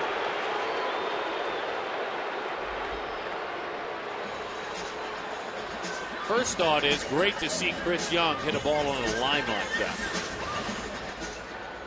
Yeah, he just took a fastball and rifled it over the head of Chase Headley in left field. And then some pretty conservative base coaching there by Chip Hale, holding Chad at third base. Let's hope he can come around to score. And so the infield is drawn in for San Diego. They will intentionally walk Chris Snyder for the pitcher, Doug Davis. No, not a tough day at all for Los Angeles on the road. No? Jorge De La Rosa tagged for 7 runs. LA 7, Colorado 1. Okay. So they pass that along. Juan Pierre just 1 for 3 in the ball game, hitting .386 this year. Juan Pierre playing left field in place of Manny Ramirez. Right, understanding he's not Gotcha. driving the runs. He's a different type of hitter, but 386. 386. That's, Doug Davis. many have talked throughout Juan Pierre's career about his on-base percentage not being much higher than his batting average. It's .461 this year, his on-base percentage. So, I want to pass that along to all the fans viewing, including Scott Snyder.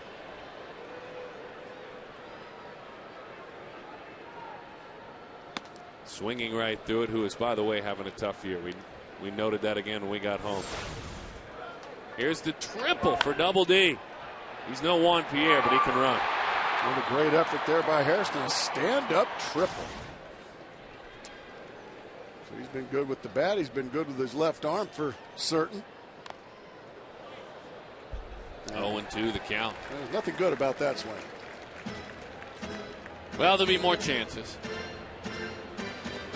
Of course, the last triple against the Cincinnati Reds. Here's that approach here. I'd really rather not see that again, to be honest with you. The 0-2. Waves over the top of it. And Davis goes down on strikes. Just one more time. Just thought we'd show you that. As the pitch painful away. to watch. But he's paid to pitch, and he's pitching very well. That's exactly right. Chad Godin is done. The bases are loaded. Got to plate that run from third. Joe Thatcher comes out of the bullpen. It's gonna have to be a different man.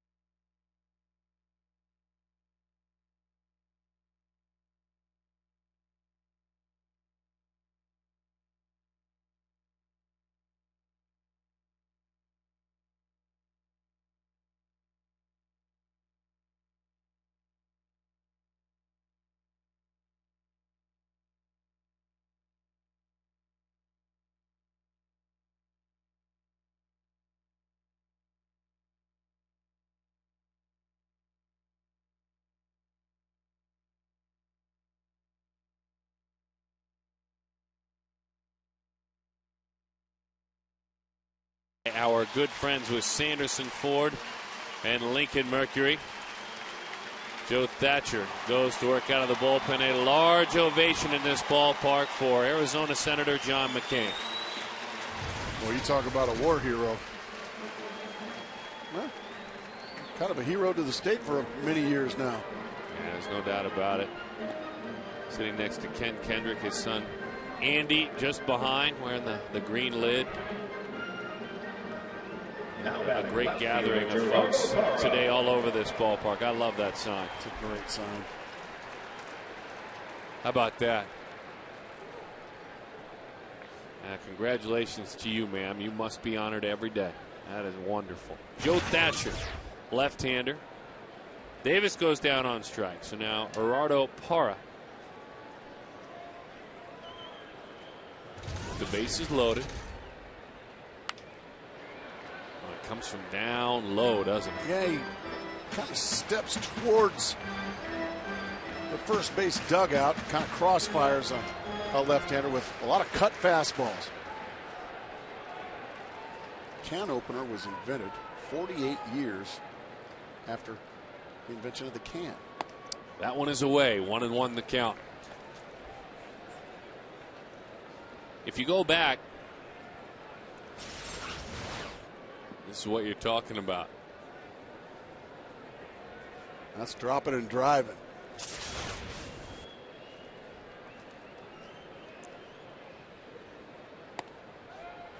Pickoff throw, and the man who has been off discussed in this inning at third is Chad Tracy. Just gets back in time. I love that play. Love that play. Especially with a left-handed hitter up, the catcher's got a clean shot at third base. He just comes out of the chute, rips it down there. Tracy just able to get back. Boy, you can get yourself out of a pickle with stuff like that. Missed badly. 2-1, or is that 3-1? 3 balls and 1 strike to count. Nowhere to put them. Opposing bullpens against Arizona in the last 8 games have an ERA of 8.13. Weren't able to cash in yesterday, but they have gotten these Diamondbacks to bullpens a lot. High pop. Over there is Kuzminoff. It's about 5 rows back.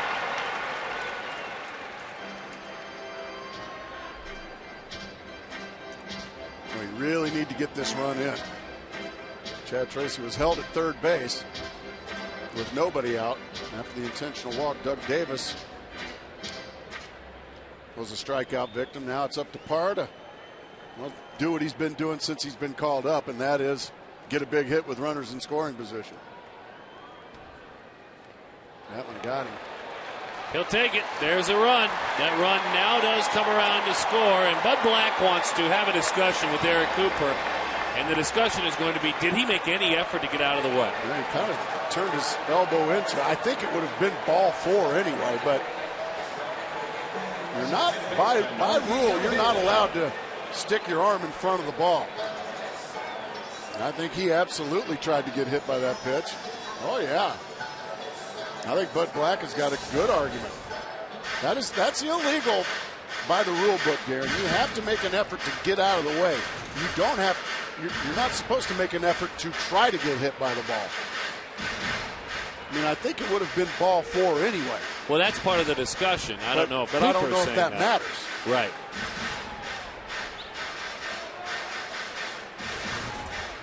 Okay, but again. Yeah, that was absolutely trying to. Yeah, and you can see Nick Hundley. Hey, he's not allowed to do that, and he would be right. He is not allowed to do that. But again, Mark Grace, a veteran type of play there. Sure. Savvy, baseball savvy that you don't see with players just getting started in the major leagues. 6-1 the score.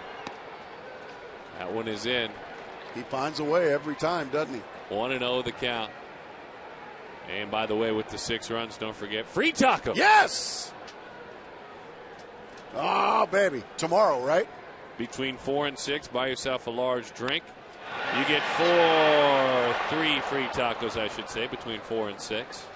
If you buy a large drink, right? Just buy a large drink. It's not that hard. Oh. You get 3 free tacos. And you get a tummy full. Yep. That's big league. Good night, everyone. Have a great holiday. Oh, is that it? No? No. Okay. There's still a few innings left to go here, Darren. Got excited about the food. The 1-1. Good pitch there from Thatcher.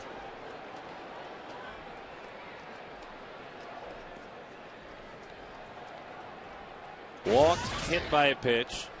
Augie also had a creative way he was hit. A pitch that was about to go into the dirt on 0-2. He spun around, hit the bottom of his spikes.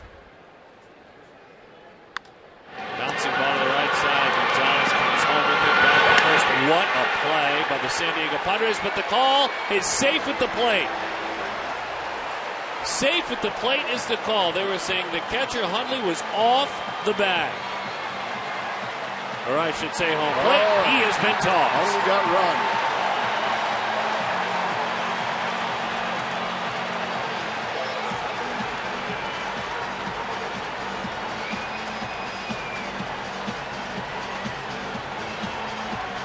Bud Black is getting his money worth as well. He might not last long in this game either. He's gone.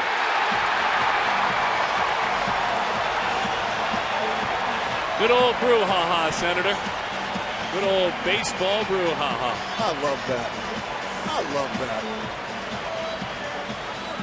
It's been a part of baseball forever, and it never gets old. Just a good old dust up between an umpire and a catcher. Manager comes out, everybody's getting thumped. Yeah, Senator, you like it as much as I do. That's the crew chief, Mike Riley, coming in to break things up. Well, the call was safe at the plate. And Eric Cooper maintained that Nick Hundley came off the bag. It's a super play by Gonzalez. Let's see if you can see right there, immediate on the call.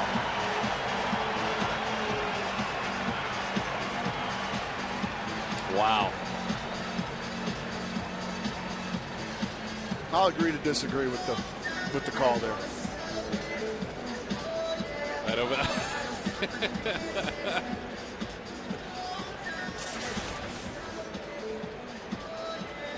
I mean, well, it looked like he may have been off, but I just don't think by enough Be sure to stop by Taco Bell tomorrow to warrant that call, if you ask me, Darren. Crunchy tacos with the purchase of a large drink. Compliments of Taco Bell. It's that close. Wow. Wow.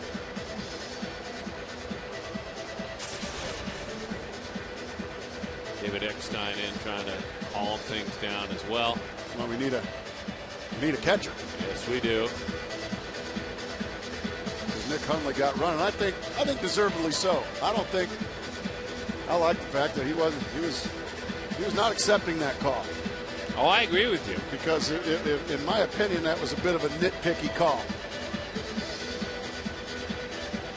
So the run scores on a 1-2-3 ground, or a 3-2-3 ground out. 3-2-3, and I like the fact that he voiced his displeasure and got run. I don't mind that. I like that. So veteran Henry Blanco is going to take over for the Padres, and after some fireworks here on Memorial Day. So Ted Simmons, baseball veteran and a solid baseball man, takes over as the manager for now for the San Diego Padres as they're down 7-1.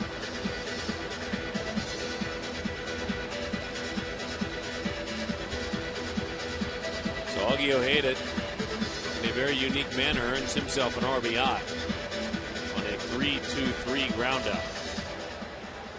Now batting right fielder Justin Upton. Here's Justin Upton. Henry Blanco catches, and they will intentionally walk Upton as his first order of business. Henry was probably enjoying a nice sandwich or something. Has to come out and catch. Had to take the napkin out of his shirt. It's no fun. What are you doing? Wiped a little mustard off the chin there and put the gear on. One of those multiple replay type of plays that we show and show and show again, and there's nothing decisive. Certainly could have called him out. I would agree with you on that one, Gracie. And the one thing I agree with you, well, two fronts. Certainly everything that's good for the Diamondbacks here, you're glad to have. But the man, the Wildcat of the University of Arizona, Nick Hundley, that fire he showed, I like it as well. I like it. I mean, you're allowed to voice your displeasure. And you run the risk of getting the thumb, but you don't have to accept everything. That'll cost you a check, not a suspension for an argument like that. I don't think he'll even be fined. No fine, okay. Yeah, I mean, if he is, it'll be a lot of money. Steven with a high fly to left. There is no Hundley, but there is a Headley, and he makes the play for the out. Spirited inning, to say the least. Arizona plates a couple.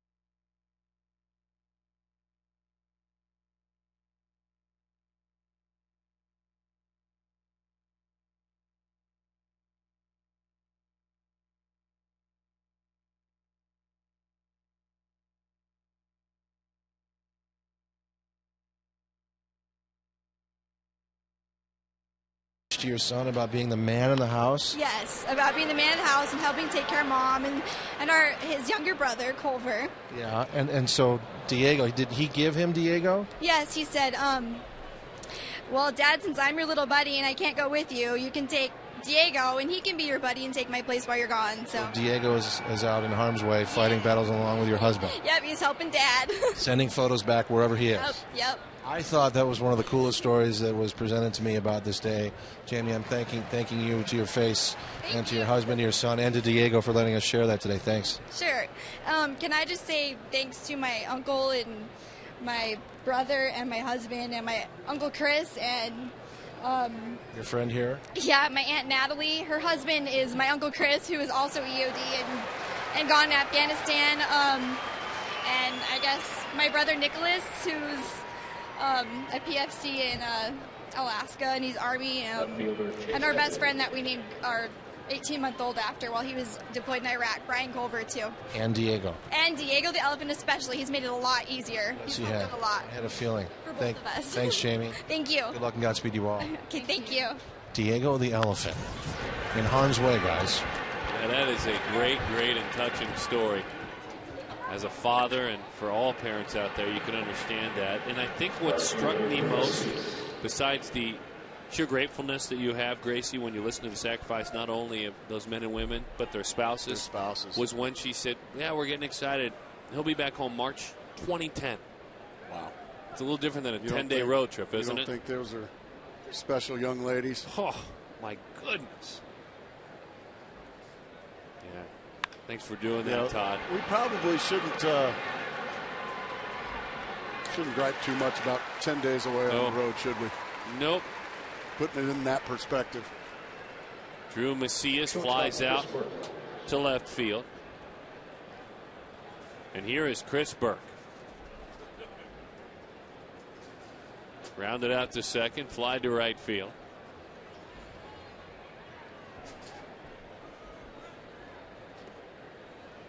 Has 3 multi-hit games in his last 11, hitting up 290 last couple of weeks.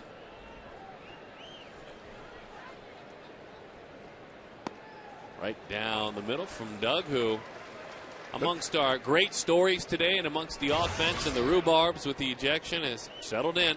There's Doug for you. Just kind of becoming part of the furniture. Yeah, he's just one long ball.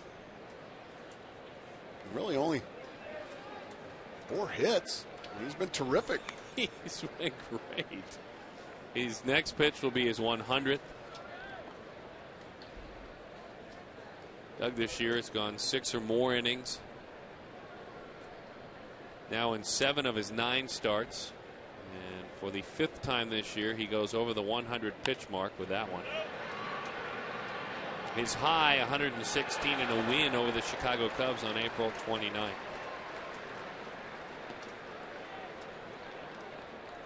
He was ready for a good one, though. Oh, he needed one.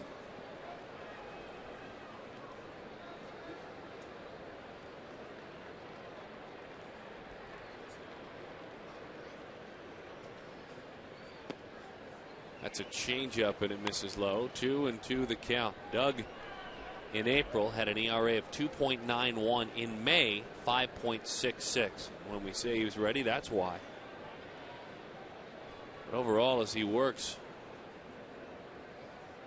ERA this year well below his career average. Strike 3 over the inside corner. Burke is locked up. A lot of great memories already today, and a lot of folks we have been humbled to honor, no doubt about it. And as those were their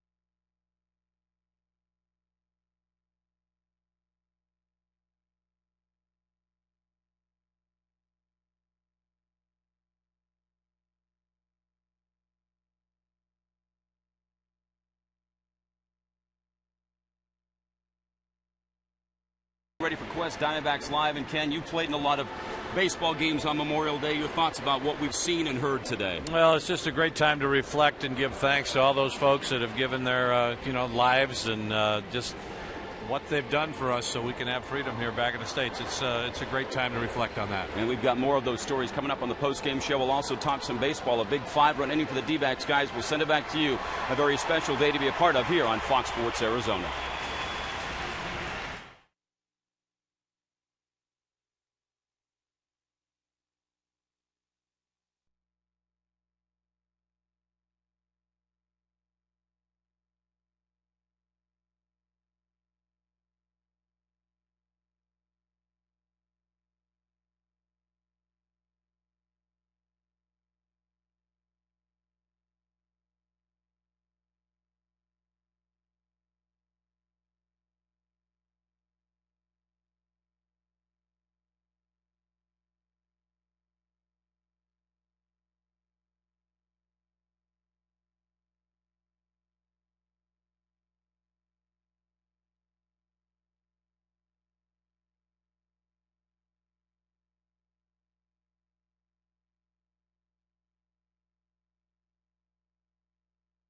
Freedom here back in the States. It's a great time to reflect on that. And we've got more of those stories coming up on the post-game show. We'll also talk some baseball. A big 5-run inning for the D-backs, guys. We'll send it back to you. A very special day to be a part of here on Fox Sports Arizona. Well done, guys, and we'll talk to you in a bit. Clay Meredith goes to work, and then again, so does Mark Reynolds. Mark Reynolds with a base hit into left field. Mark has already reached on a walk, and that is his first hit of the ball game. Tracy.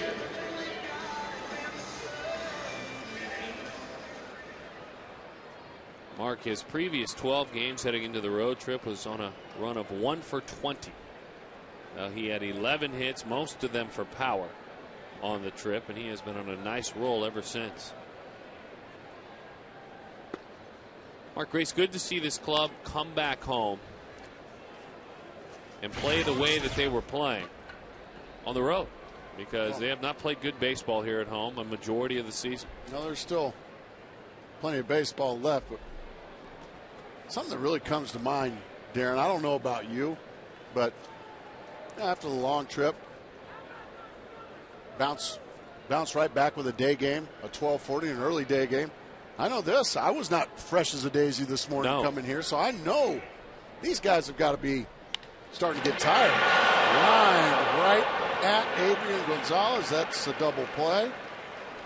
Tough break there. But they've come out and they've played well. They have not shown much fatigue. No, would agree. Center fielder Chris Young. And tonight will be a much deserved, and I mean much deserved, for those guys down there. I want to include us in that. Peaceful night. They haven't had one of those in a long time. Just to go home, and some maybe settling in a hotel if they're new to the big league, some settling in their homes. A quiet, peaceful night they can sleep in tomorrow. These guys deserve it. A lot of traveling, a lot of personal emotions to deal with as their friend and teammate Scott Schoenweiss lost his wife Gabrielle, left during the trip. Her memorial was today. That's the real side of life that they've been thinking about for their mate. John Garland was initially thought to be escorting Scott back home to Arizona just to support him, and Scott said, stay with your mates. Appreciate the thought. The team offering to cut John loose to come and support him. 2-1 the count. A little topper, middle of the diamond. It's gobbled up, and the play is made. But today, with their home fans and a lot of support, the Diamondbacks lead it 7-1 over the Padres.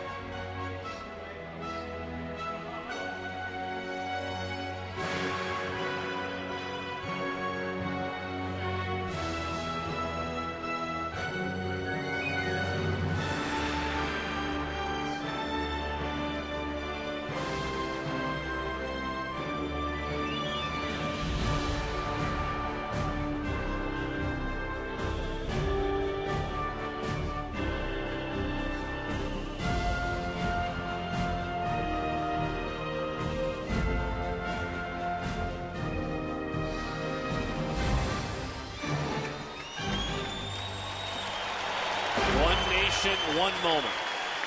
3 o'clock on Memorial Day, honoring hands over hearts around this ballpark, those that have sacrificed for our freedoms in the United States of America. And a nice thought, Mark Grace.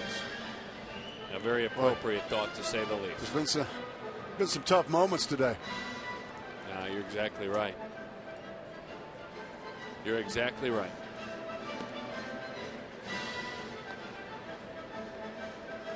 And a great spirit and energy in this ballpark. That's the other part of it.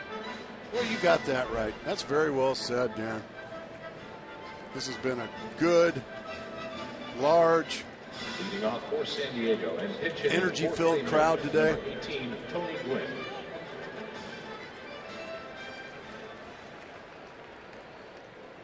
And now back to baseball. Doug Davis has completed his warm-up tosses, and he will face Tony Gwynn. Tony Gwynn Jr., acquired from the Milwaukee Brewers, where his time and his playing time was blocked, and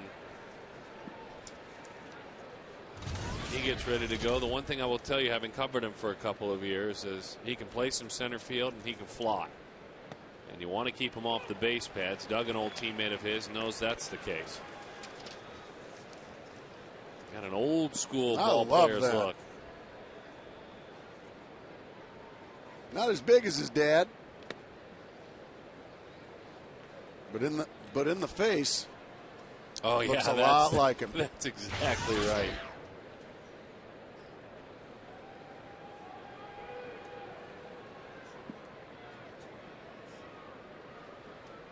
See those numbers, career in the big leagues.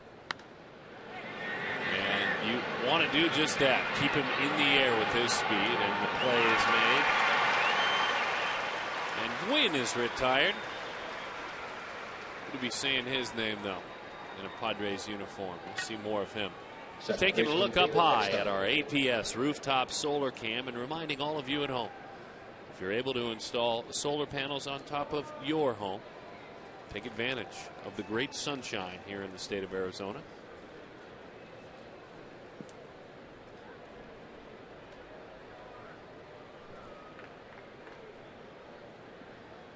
David Eckstein takes a strike right down the middle.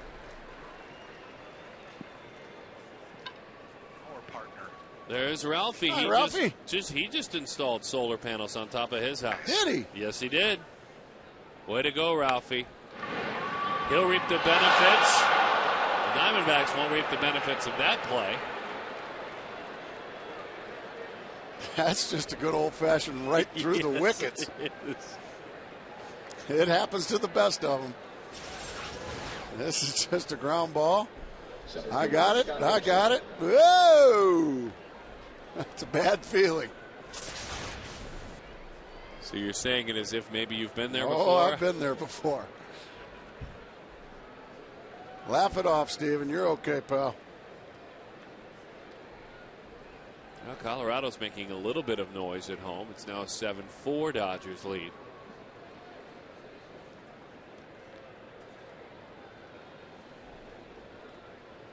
Here's Scott Hairston. That pitches away. 1-0 the count.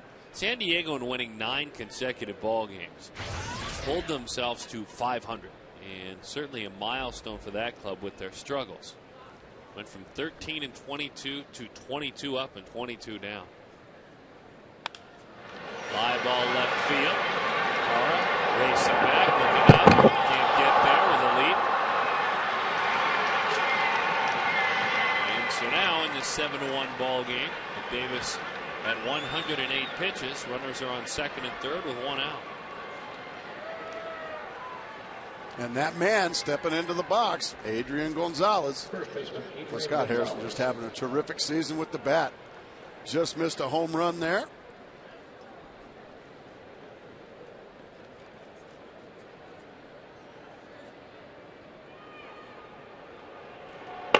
Big John Roush warms in the pen. Picked up a save a couple of days ago. The bullpen was depleted. That phone's a ringing down there. Mel Stottlemyre Jr. buzzing to see if he's ready. That's for Kuzman off on deck. That fastball is low. 1-0 the count. And the Padres 9-3 to start the season. And they went 4-19. And they went 9-0.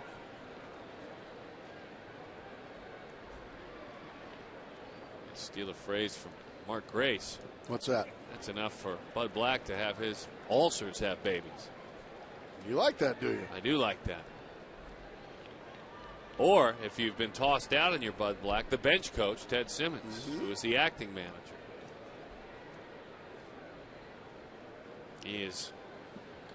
We might need to have a conversation with him, because you want to talk baseball and someone who confidently exercises his right to have an opinion.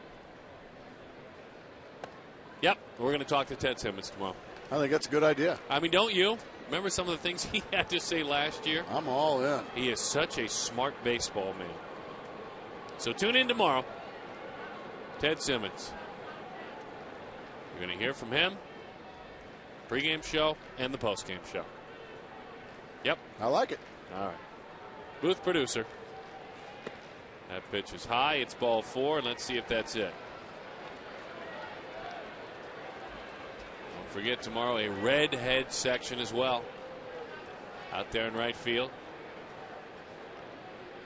Max Scherzer on the mound against Kevin Correa. All right, Eric Burns will trot, part of the double switch to the outfield. Parra moves to center. John Roush is coming on, and a big hand for Doug Davis, I would hope, in a few minutes with a fine outing.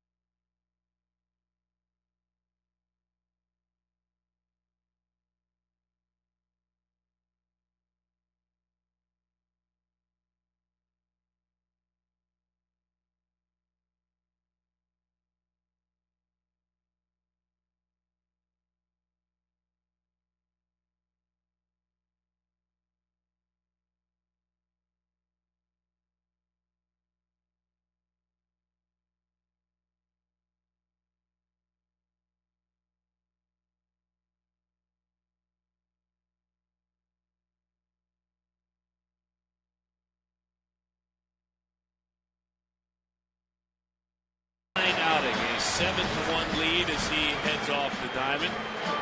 And tip your cap 49, don't worry about it. I know you wish you would have finished on a stronger note, but hand the ball over to the big right-hander, John Roush. Here are some of the finer moments of the day of Doug Davis. 4 walks, 6 strikeouts, 7 and a third innings.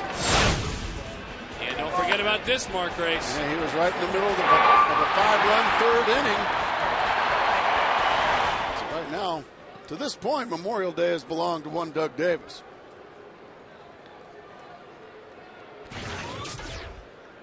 John Roush, our Verizon Wireless call to the bullpen.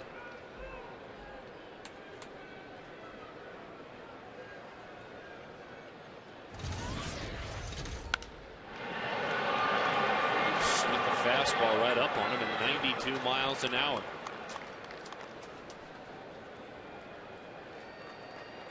David Eckstein, Scott Hairston, and Adrian Gonzalez load up the bases.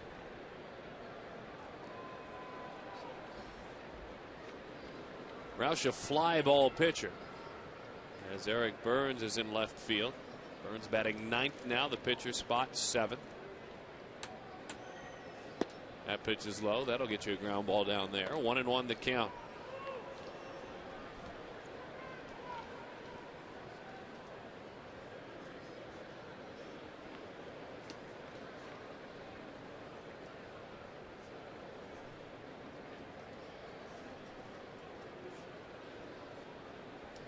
The 1-1.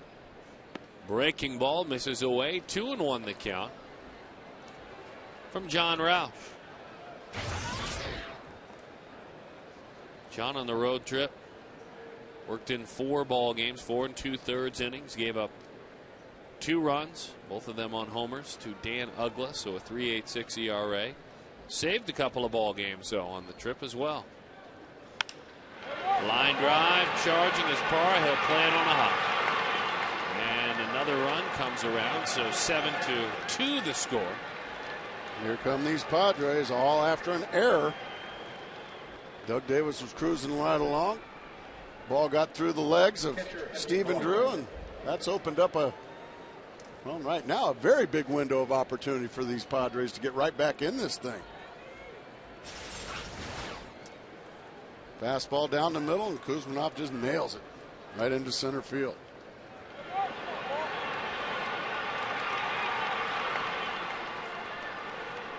All right, Henry Blanco.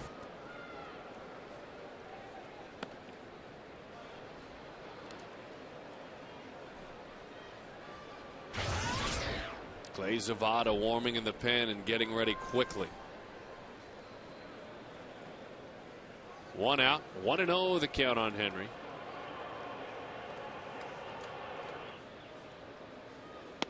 Good fastball, 1-1. By the way, tomorrow night, Gracie, I think we need to encourage fans that come and sit in the best fan section in baseball, the redhead section, to, as you take a look at what's brewing, brought to you by our Miller Lite, to wear the Clay Zavada handlebar mustache. Really? Go find one.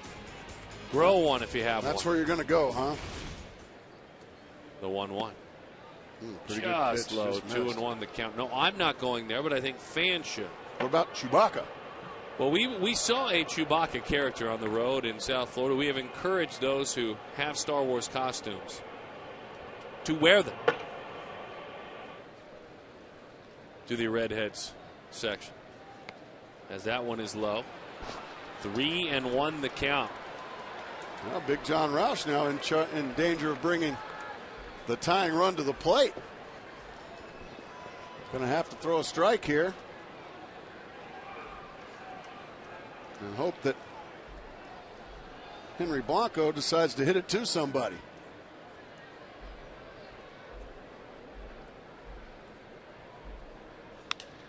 Line drive, base hit. 7-3 the score.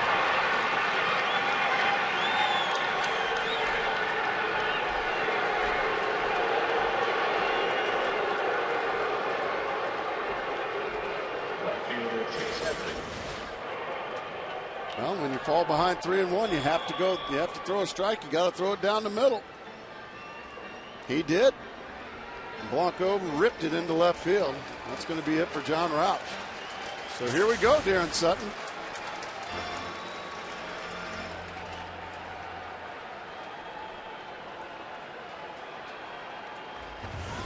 So the call to the bullpen has been made.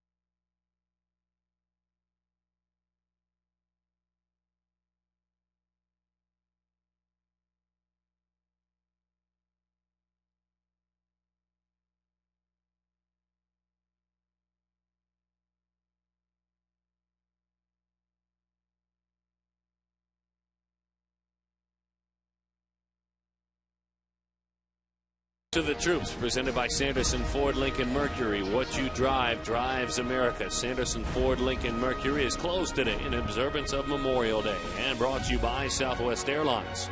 Low fares, no hidden fees, and also brought to you by Blimpie, America's Sub Shop. Now it's time for an Arizona Diamondback pitcher, and A.J. Hinch hopes it's Clay Zavada to get some Padres out. Zavada making his third appearance in the major leagues in South Florida. On this road trip, he made his very first appearance, and in doing so threw a handful of pitches and was 1-0 as a big home run off the bat of Mark Reynolds gave his team the win. Now he looks to pick up John Roush. Fastball in, popped him up, easing back and under it. An infield fly is called. And an infield fly is Augie Ojeda. 2 pitches and a huge out from the left-hander.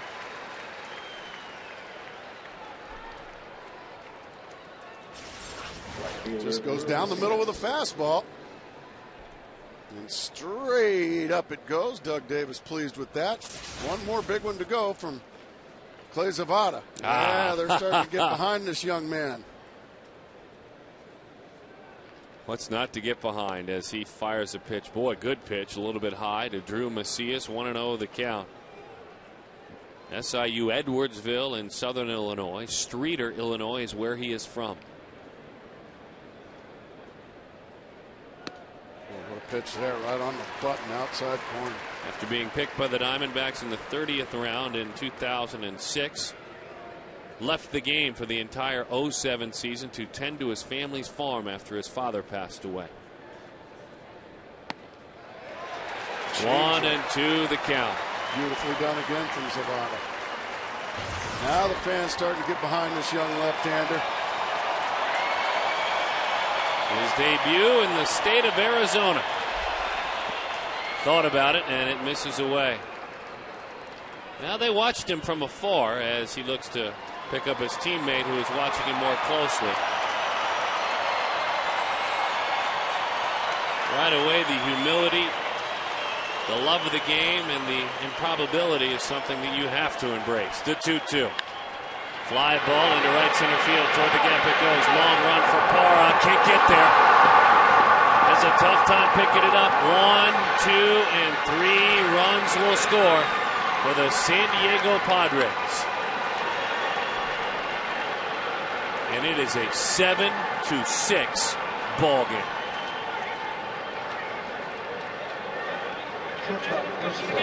Well, Gerardo Parra got caught playing very shallow.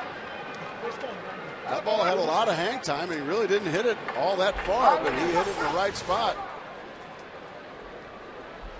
Just to change up, he lifts out into center field. We got a brand new ball game, Mr. Sutton. Boy, do we ever.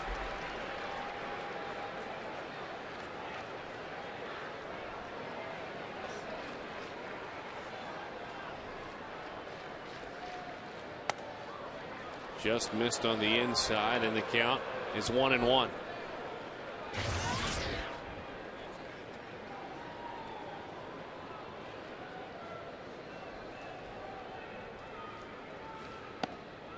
Right there at the belt. And 1 ball and 2 strikes to count. A 5-run 8th inning. High strike called there by Eric Cooper. Now let's see if Zavada can, what has become a huge batter in this ball game. Kind of funky, I would imagine, for opposing hitters as Tony Pena is ready. Funky delivery of the left-hander.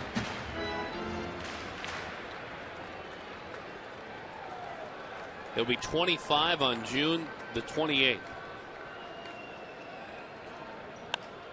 In on his hands, it's popped up. All right. 7-6 is our score.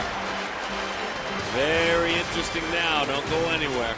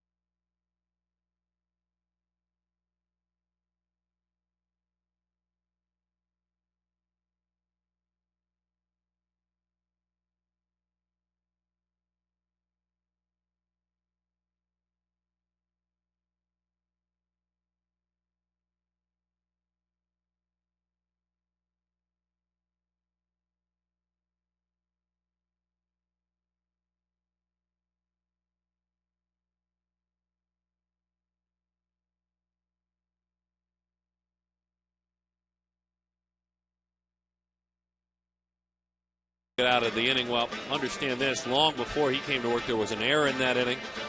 He got a couple of big pop-ups along the way as well, and it looked like the ball that Macias hit, to take nothing away from him, is a ball that you expect to be caught more than often than not in the major leagues. So Zavada still expecting, no matter what that is, to get the job done. As we welcome you back here to Chase Field. Our Chaz Roberts cool play.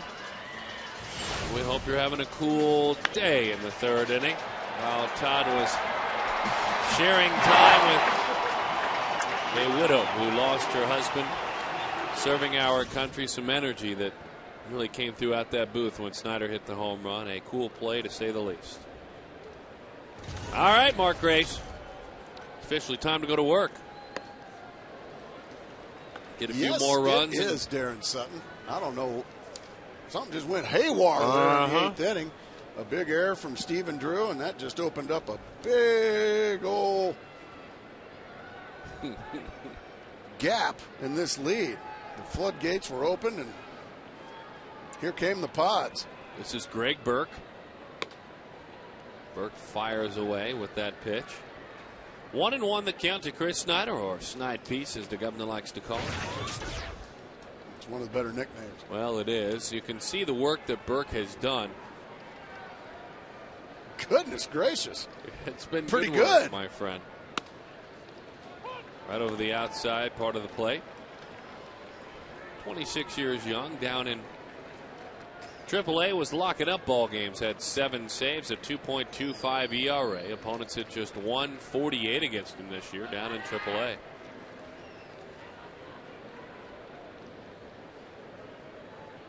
No relation to Chris Burke, who plays shortstop behind him. As that one is fouled off. Members of the media scamper and hide beneath the desk over there.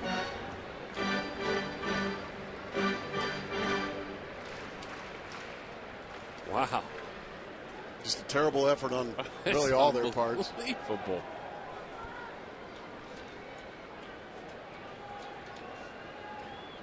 One and two the count, 7-6 to score. Dave Burns of KTAR just getting out from under his desk. Fearful of that foul ball.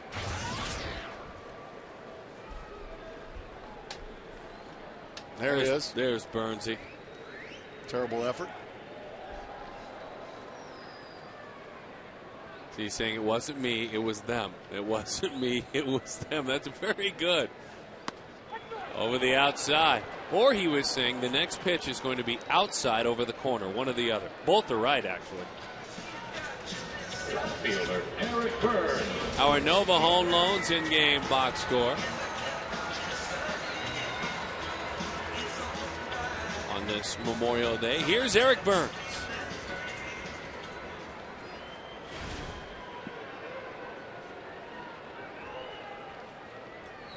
Eric Burns came out of the ball game yesterday for a pinch hitter, and the Oakland crowd booed.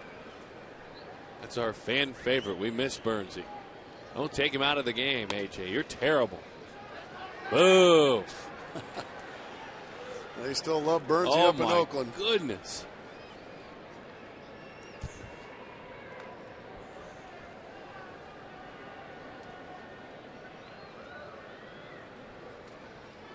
It was another run of insurance, don't you think? Dan? No, there's no doubt about that.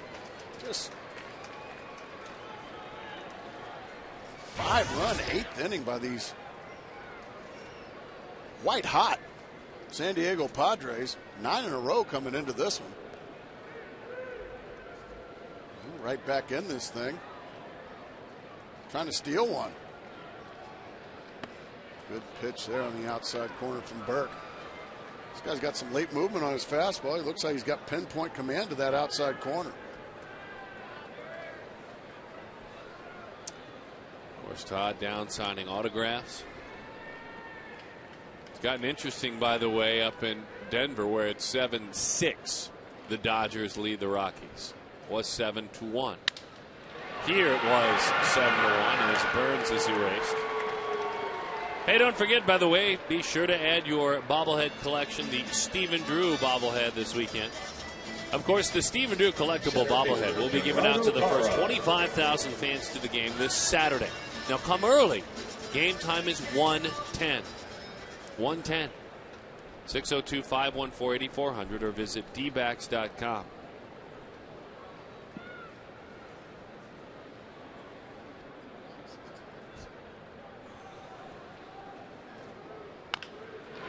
Down ball to the right side. The flip to Burt covering well. 3 outs to get. It's just a 1-run lead.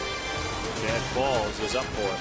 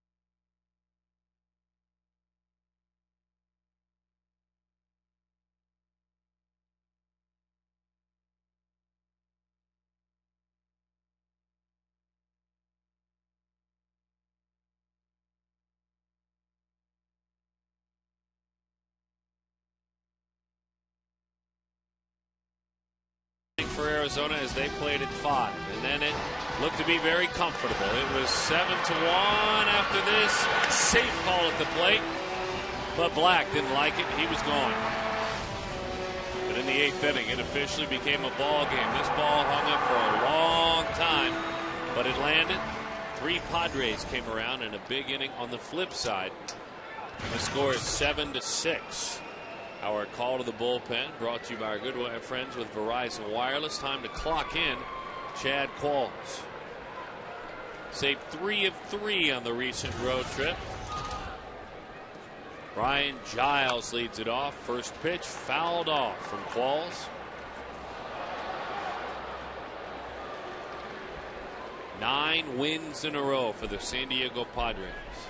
The Diamondbacks trying to make it 7 wins in their last 10 ball games.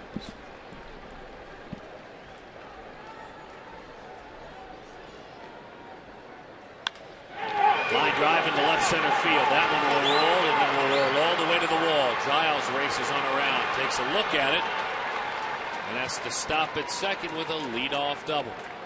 These Padres have played great in close ball games, as that is the 7th double of the year for Giles. Second baseman They're David 12-5 in 1-run games. 12 wins, most in any team in big league ball in 1-run ball games.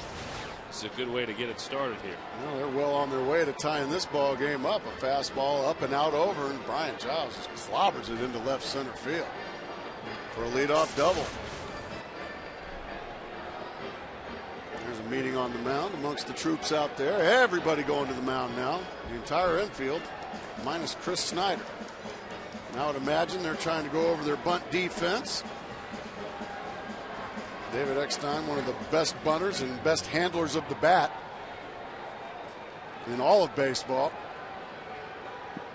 Usually when you ask him to move a runner over, he's good at it. Creeping in on the corners, on the cut of the grass, both. Fouled that one off, David did at the plate. 0-1 the count. The former Florida Gator. Boston Red Sox farmhand. Named prior to the 2001 season by the Angels. world champion twice over, David Eckstein. MVP of the 06 World Series with the Cardinals. And he's in the hole. No balls and 2 strikes. Well, what do you do now? Well, that's a couple of sinkers now that have just sunk right underneath the bunt attempts of Eckstein. Couldn't get him down. I think now, well, because he's, as we said, one of the more accomplished bunters in baseball, he may be just trying it again.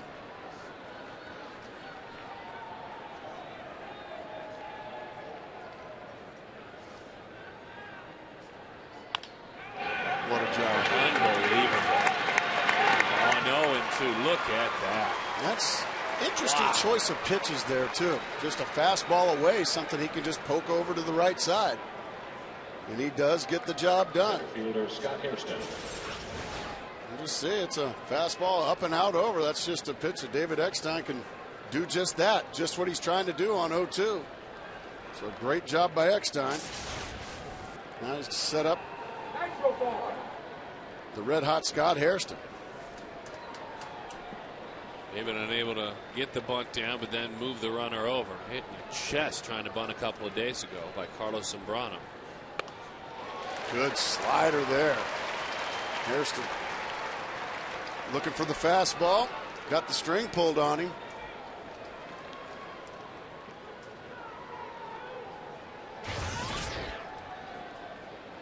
Balls with a double play 2 days ago. Had runners on first and third. The double play ended the ball game with 1 out. Slider just off the plate. Was called upon with the Florida Marlins about to win the ball game in South Florida in the 12th inning with runners on first and third. And nobody out. He eventually got out of that instance. A.J. Hinch hoping there's a little bit more magic in that right arm of Chad Qualls. Diamondback playing the infield in. Be ready. This is a ground ball pitcher. He left it up. Boy, a high slider right at the chest, and we're tied. Tied at 7. Just kept throwing him the sliders. And he's gotten some pitches up in the zone here today. Giles doubled on a ball up in the zone. Then an 0-2 pitch to Eckstein up in the zone, and that one way up in the zone. Scott Hairston was able to get on top of it and tie the ball game up. Now you're just hoping to keep this thing tied. Because now one of the best hitters in all of baseball, Adrian Gonzalez, with an opportunity, and Hairston with great speed at first base. Ground ball. There's one on the first. Not in time. Too slow of a chopper to turn to, and Gonzalez busting it, knowing he can keep the inning alive, and he does so. 2 out, 7-7 game. Here's Kevin Kuzmino. One was down in the zone. Ojeda to Drew. And a good call over there by Mike Riley.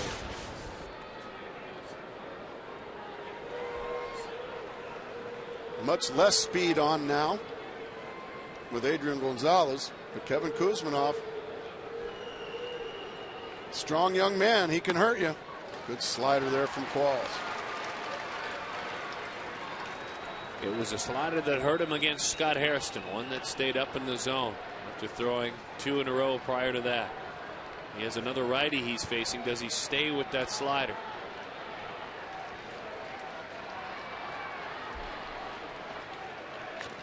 Sure does.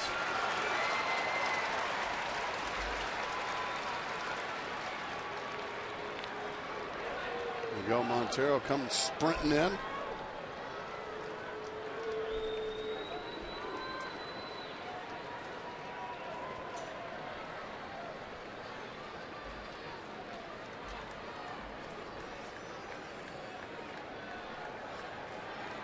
Got some hitters due up, as you saw a moment ago. Ojeda, Upton, and then Drew. Did not go around. Ball's now with a pair of blown save opportunities, 11 of 13 this year.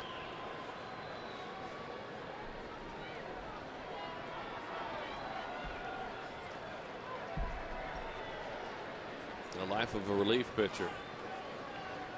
Managing a bullpen. These are all things that are coming up. Bouncing ball and to the bag. The Padres manage with a 9-game winning streak hanging in the balance to tie this ball game at 7.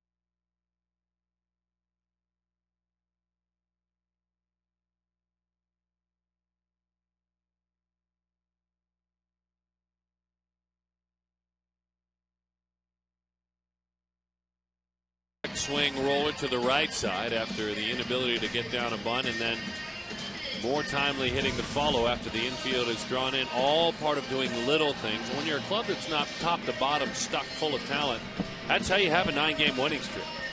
No other way to put it. You do the right thing at the right time when you're called upon to do it. 22 and 22 overall this year. A hanging slider. I mean, not only hanging, but a high slider up in the zone. As you can see, going to work the San Diego Padres. Kuzminoff comes out. Edgar Gonzalez is now the third baseman.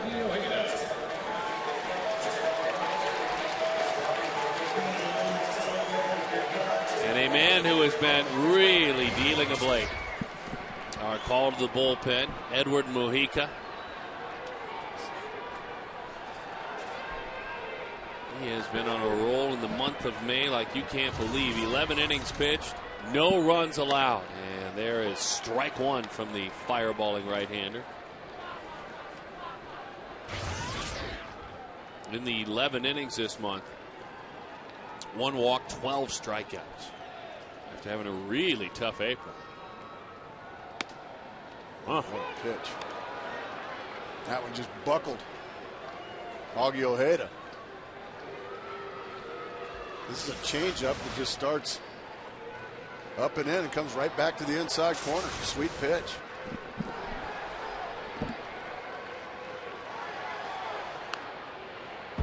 That pitch in. We continue on. No balls and 2 strikes to count. Augie walked back in the first inning.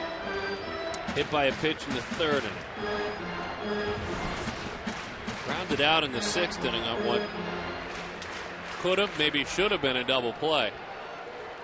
But Nick Hundley was ruled off home plate. A run counted. Augie was credited with an RBI there.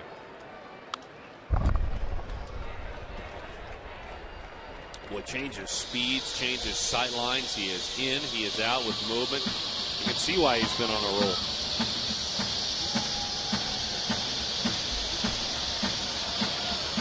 All right, rally caps on at home, please. You got him? Okay, it's time.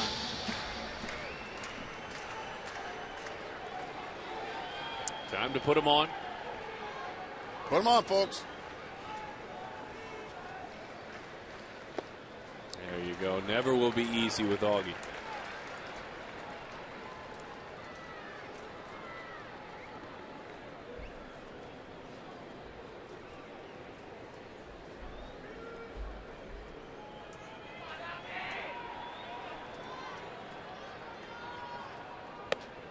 Did he? Oh, he held up there. Somehow, some way.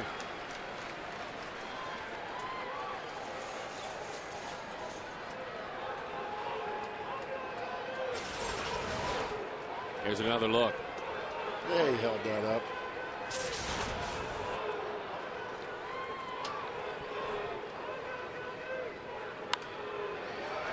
He's putting a battle on him. I got your rally cap, Gracie, one of the patriotic caps that they're wearing down there today. Going inside out with it. That is well done.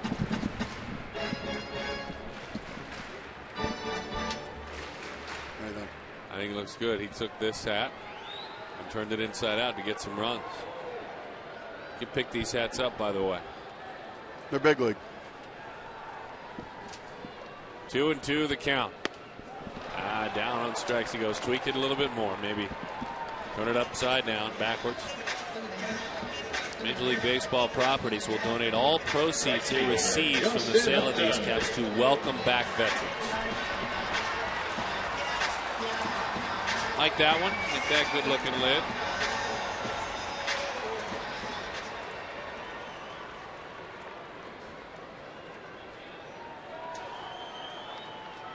Here's Justin.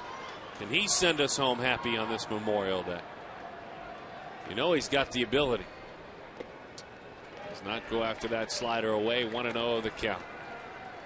Upton today singled in a run back in the third inning. He was also struck out, intentionally walked, and reached on a fielder's choice.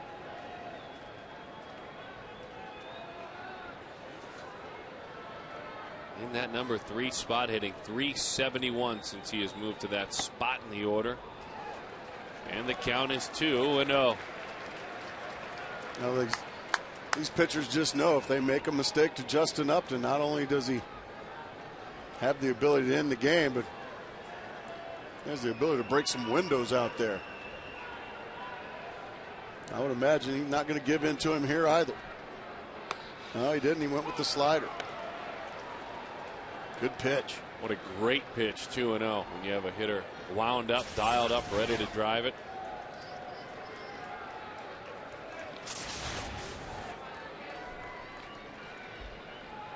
Staying away, staying soft. What do they throw on 2-1? Bouncing ball, extra bases for Justin. He is on the move. Hop on my back, he has said, over the last 10 games. All are welcome, and all have climbed on board.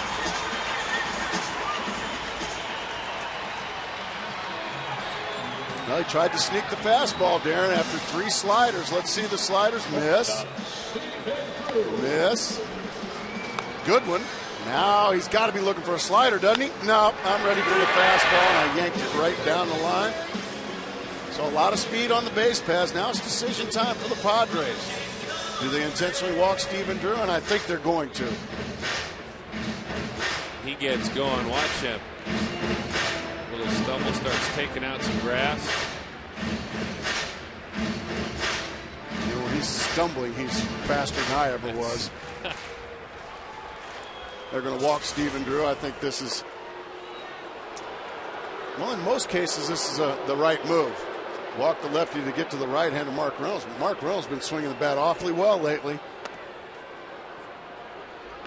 So Ted Simmons and/or maybe a little help from Buddy Black down in the tunnel.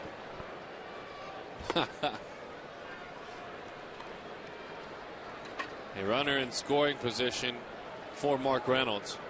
4 for 12 on the trip with runners in scoring position, and prior to that, with ducks in the pond, 1 for 20.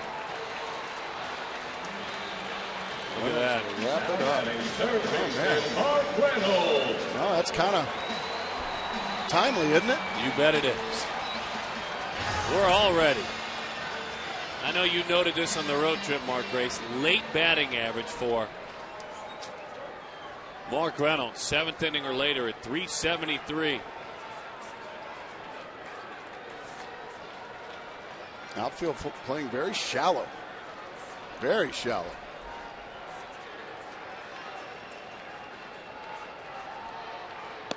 Got a fastball thrown right by him.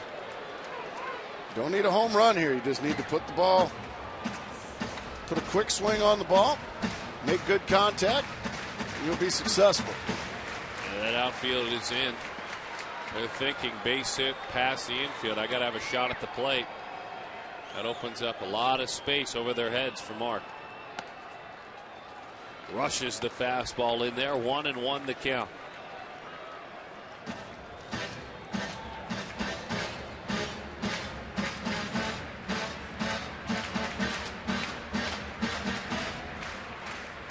There's your run. That'll send us all home happy. The 1-1. 1-2 the count. Got another fastball. Right by him again.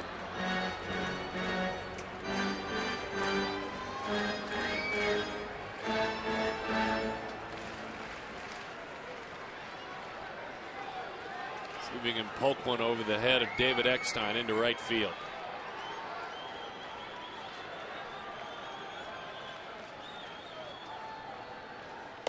Outside. Doesn't chase there. 2-2 the count. Chad Tracy waits on deck.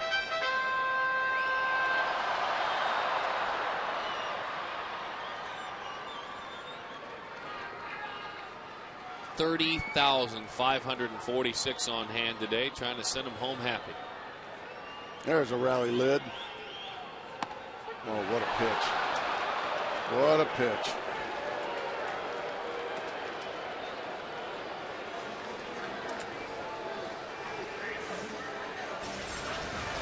Goes right to the outside corner. He shaves it right off. Great pitch.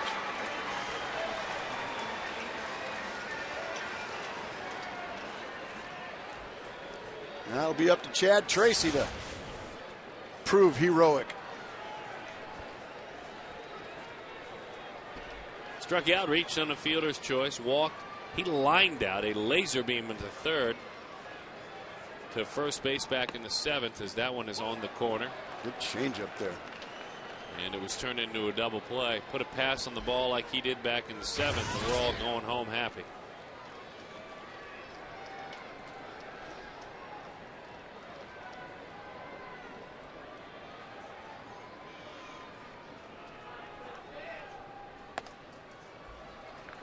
One and one the count. Again, Mujica has not given up a run this month.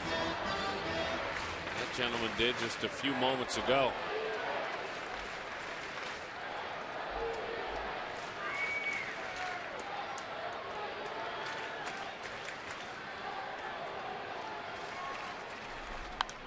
Oh, good pitch to hit there. Took a good pass at it, fouled it.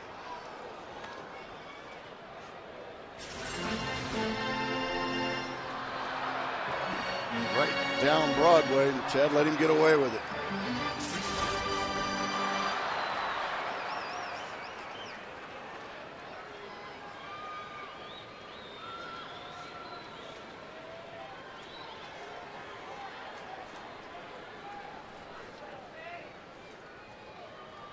The 1-2. Got it. Up and away, a blown save, and then an empty inning. So we play extra innings here on this Memorial Day. 7-7 is our score. Mujica continues to dominate this one.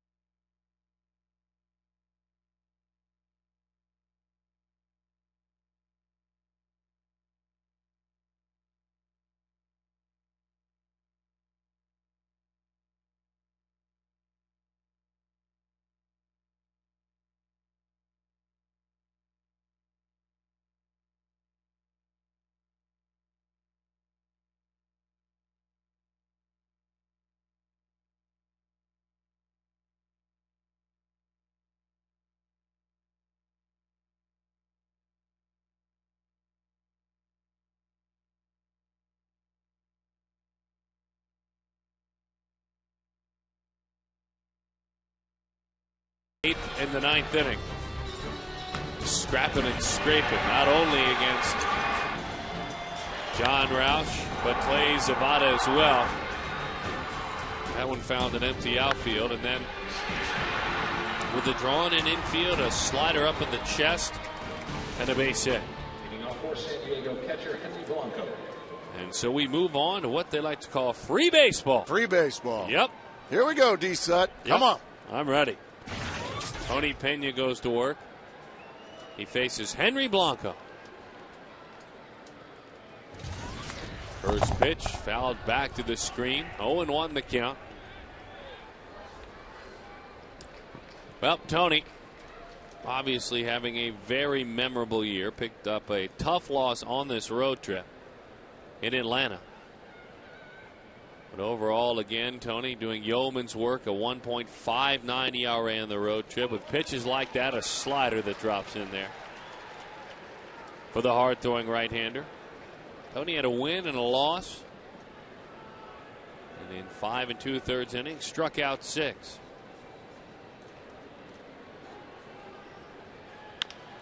There's a bouncing ball, and it's into center field for Henry Blanco. And a base hit for the Padres.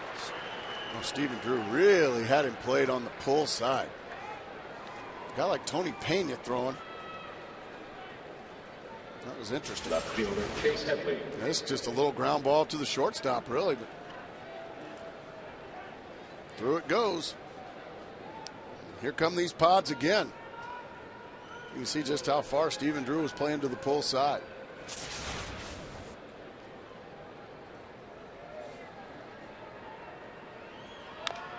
That one is fouled off at the plate.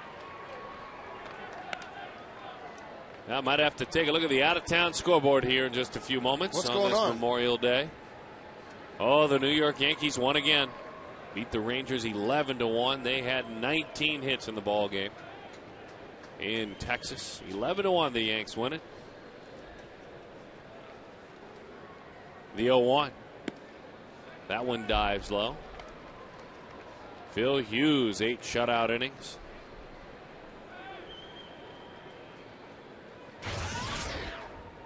Alex Rodriguez, 5 for 5 with 4 RBIs. He's pretty good. He's getting there, continues to work hard. 1-1 the count. High drive, it's crushed to right. And the team that has won 9 in a row grabs the lead 9-7. Chase Headley, a bomb. That ball was absolutely killed. Well, they're starting to make believers out of me, Mr. Sutton. You can come back and win a game like this when you are basically down and out. You're starting to impress me. Hang and change up. Boom, right down the middle. And that's what you're supposed to do with those.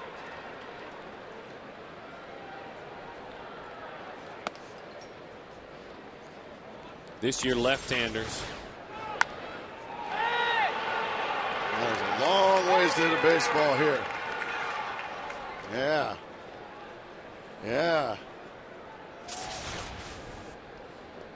Nothing fun about that.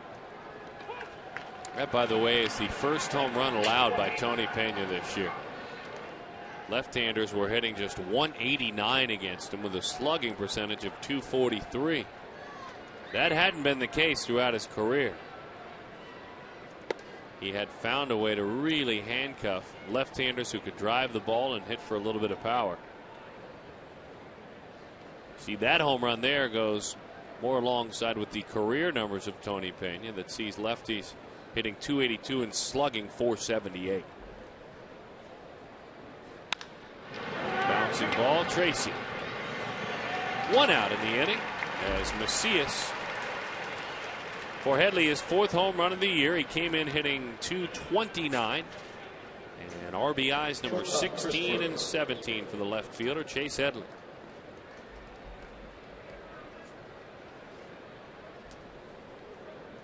Arizona Diamondbacks led going into the top of the 8th inning with 6 outs to get by a score of 7-1.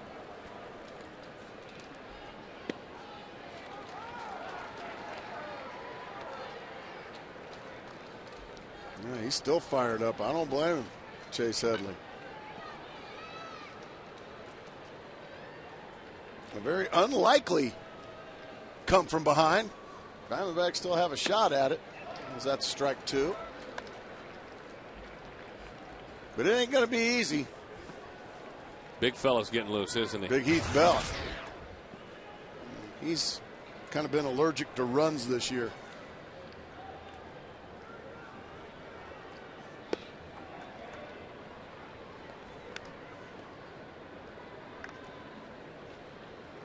There's a big fella getting loose, doing so with a .49 ERA. He's given up 1 run. I told you, he's been pretty allergic to giving up runs this year. Big old Heath Bell. I'm a fan. How can you not be? He's a big man. He's got a big fastball and a good breaking ball. Out of Oceanside, California, Bell, Rancho Santiago College, as that one has popped up. Last year, Bell, I think, endeared himself to his teammates, and when I walked in the locker room, I sure enjoyed it. Setup man for Trevor Hoffman for several years, had a T-shirt on that said, "I'm in shape. Round is a shape." And I thought, what a great, endearing sense of humor right there. Self-deprecating and very good at his job. Oh, one of the better ones.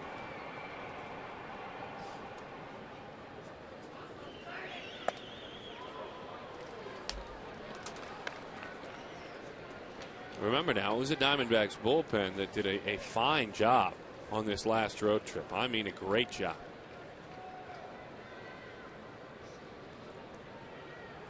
The 2-2. Strike 3, a high slider to Chris Burke. Now, third baseman Edgar Gonzalez came on to play third a couple of innings ago. This would be a tough one to swallow for the skipper and for these fans and this team. Yeah, this one was in. This one's pretty much locked away in the refrigerator. Unfortunately, an error led to a big, big inning in the 8th. And Chad Qualls couldn't lock it down in the 9th, couldn't protect a 1-run lead. And now Tony Pena, a long 2-run homer to Chase Headley. And the Padres looking to win 10, double digits, 10 in a row. Wow. Diamondbacks bullpen has surrendered 5 runs in this ball game. The guy you feel for is Doug Davis. He just pitched a beautiful ball game. But he'll get a big no decision. Davis left up 7-1. Bases loaded, obviously, nobody out. All of those are unscored, and the bases were loaded. One of them, as you said, reached on an error. As that one is high, there was actually 1 out in that inning. And that was the wound the Diamondbacks just couldn't patch.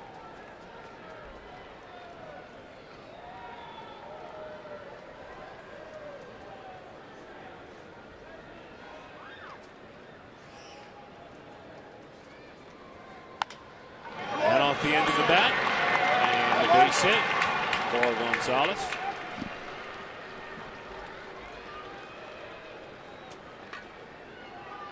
Second baseman David Eckstein. Don't forget tomorrow to join us back to night baseball. What's Brewing is brought to you by our good friends with Miller Lite. Kevin Correa against Max Scherzer.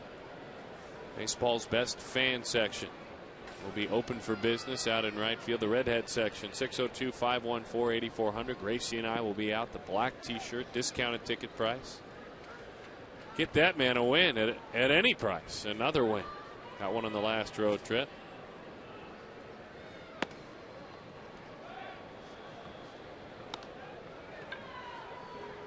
One and 0 the count. This place, I should say, has gone silent after that home run.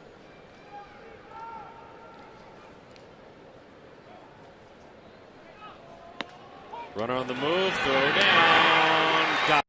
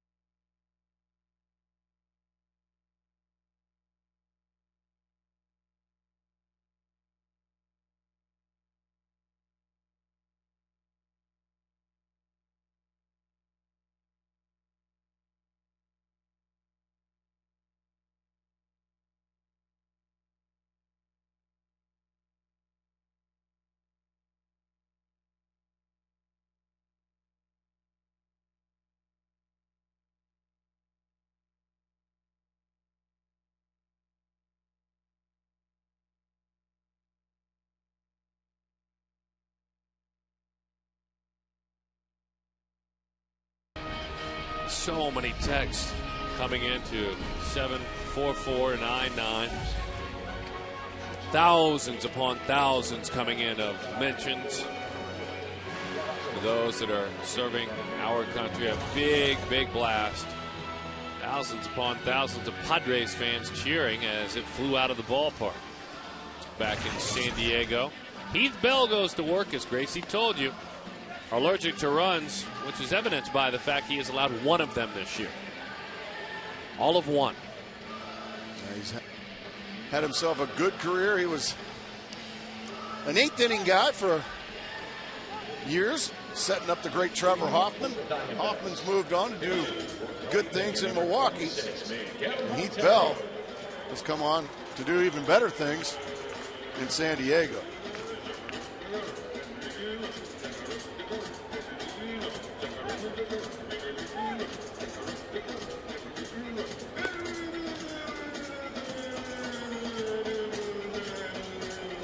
Josh Wilson is now at shortstop, former Arizona Diamondback. Chris Burke moves over to third. Very troubling music that I hated that. Miguel Montero uses. I absolutely hated what I just heard. It was disturbing. We mean that, obviously. Is that Miguel's music, hidden music? I don't know. Or just some terrible music we decided to play here? No, I think it's his hitting music. Oh, my gosh. Tell you what, if you're going to play that, you better hit. 1-1 the count. I don't know if I can have ever really made a statement like that. That was troubling music. It's disturbing. That one is away from Heath Bell. Sorry, Miguel. We love you. He's a great kid. Unbelievably great If that's kid. his hitting music, something's got to change. The 2-1. 2-2 the count. Would imagine a special day and a day of honor for Heath Bell, whose father was a member of the United States Marine Corps. Grew up as a military kid.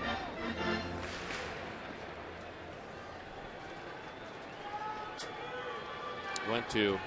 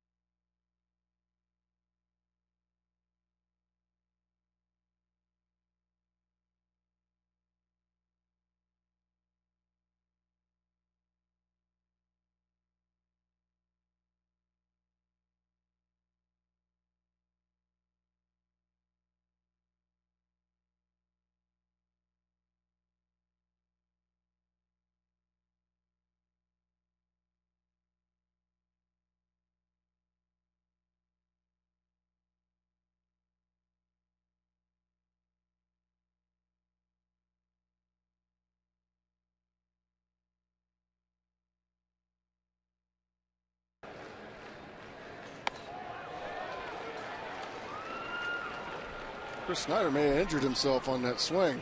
Well, let's hope not. He definitely injured himself on that swing. Sometimes you can mess up some rib cartilage or something like that. Oh, that's a groin. Oh, no. That's a groin. Yeah. Not much doubt what it is when they grab there. Well, not only could it be the groin area, but he had to have surgery last year after having a ball foul tipped. Let's just hope he's all right. The 1-2. Fouls that one off of the plate. We'll do it again. 1-2 the count.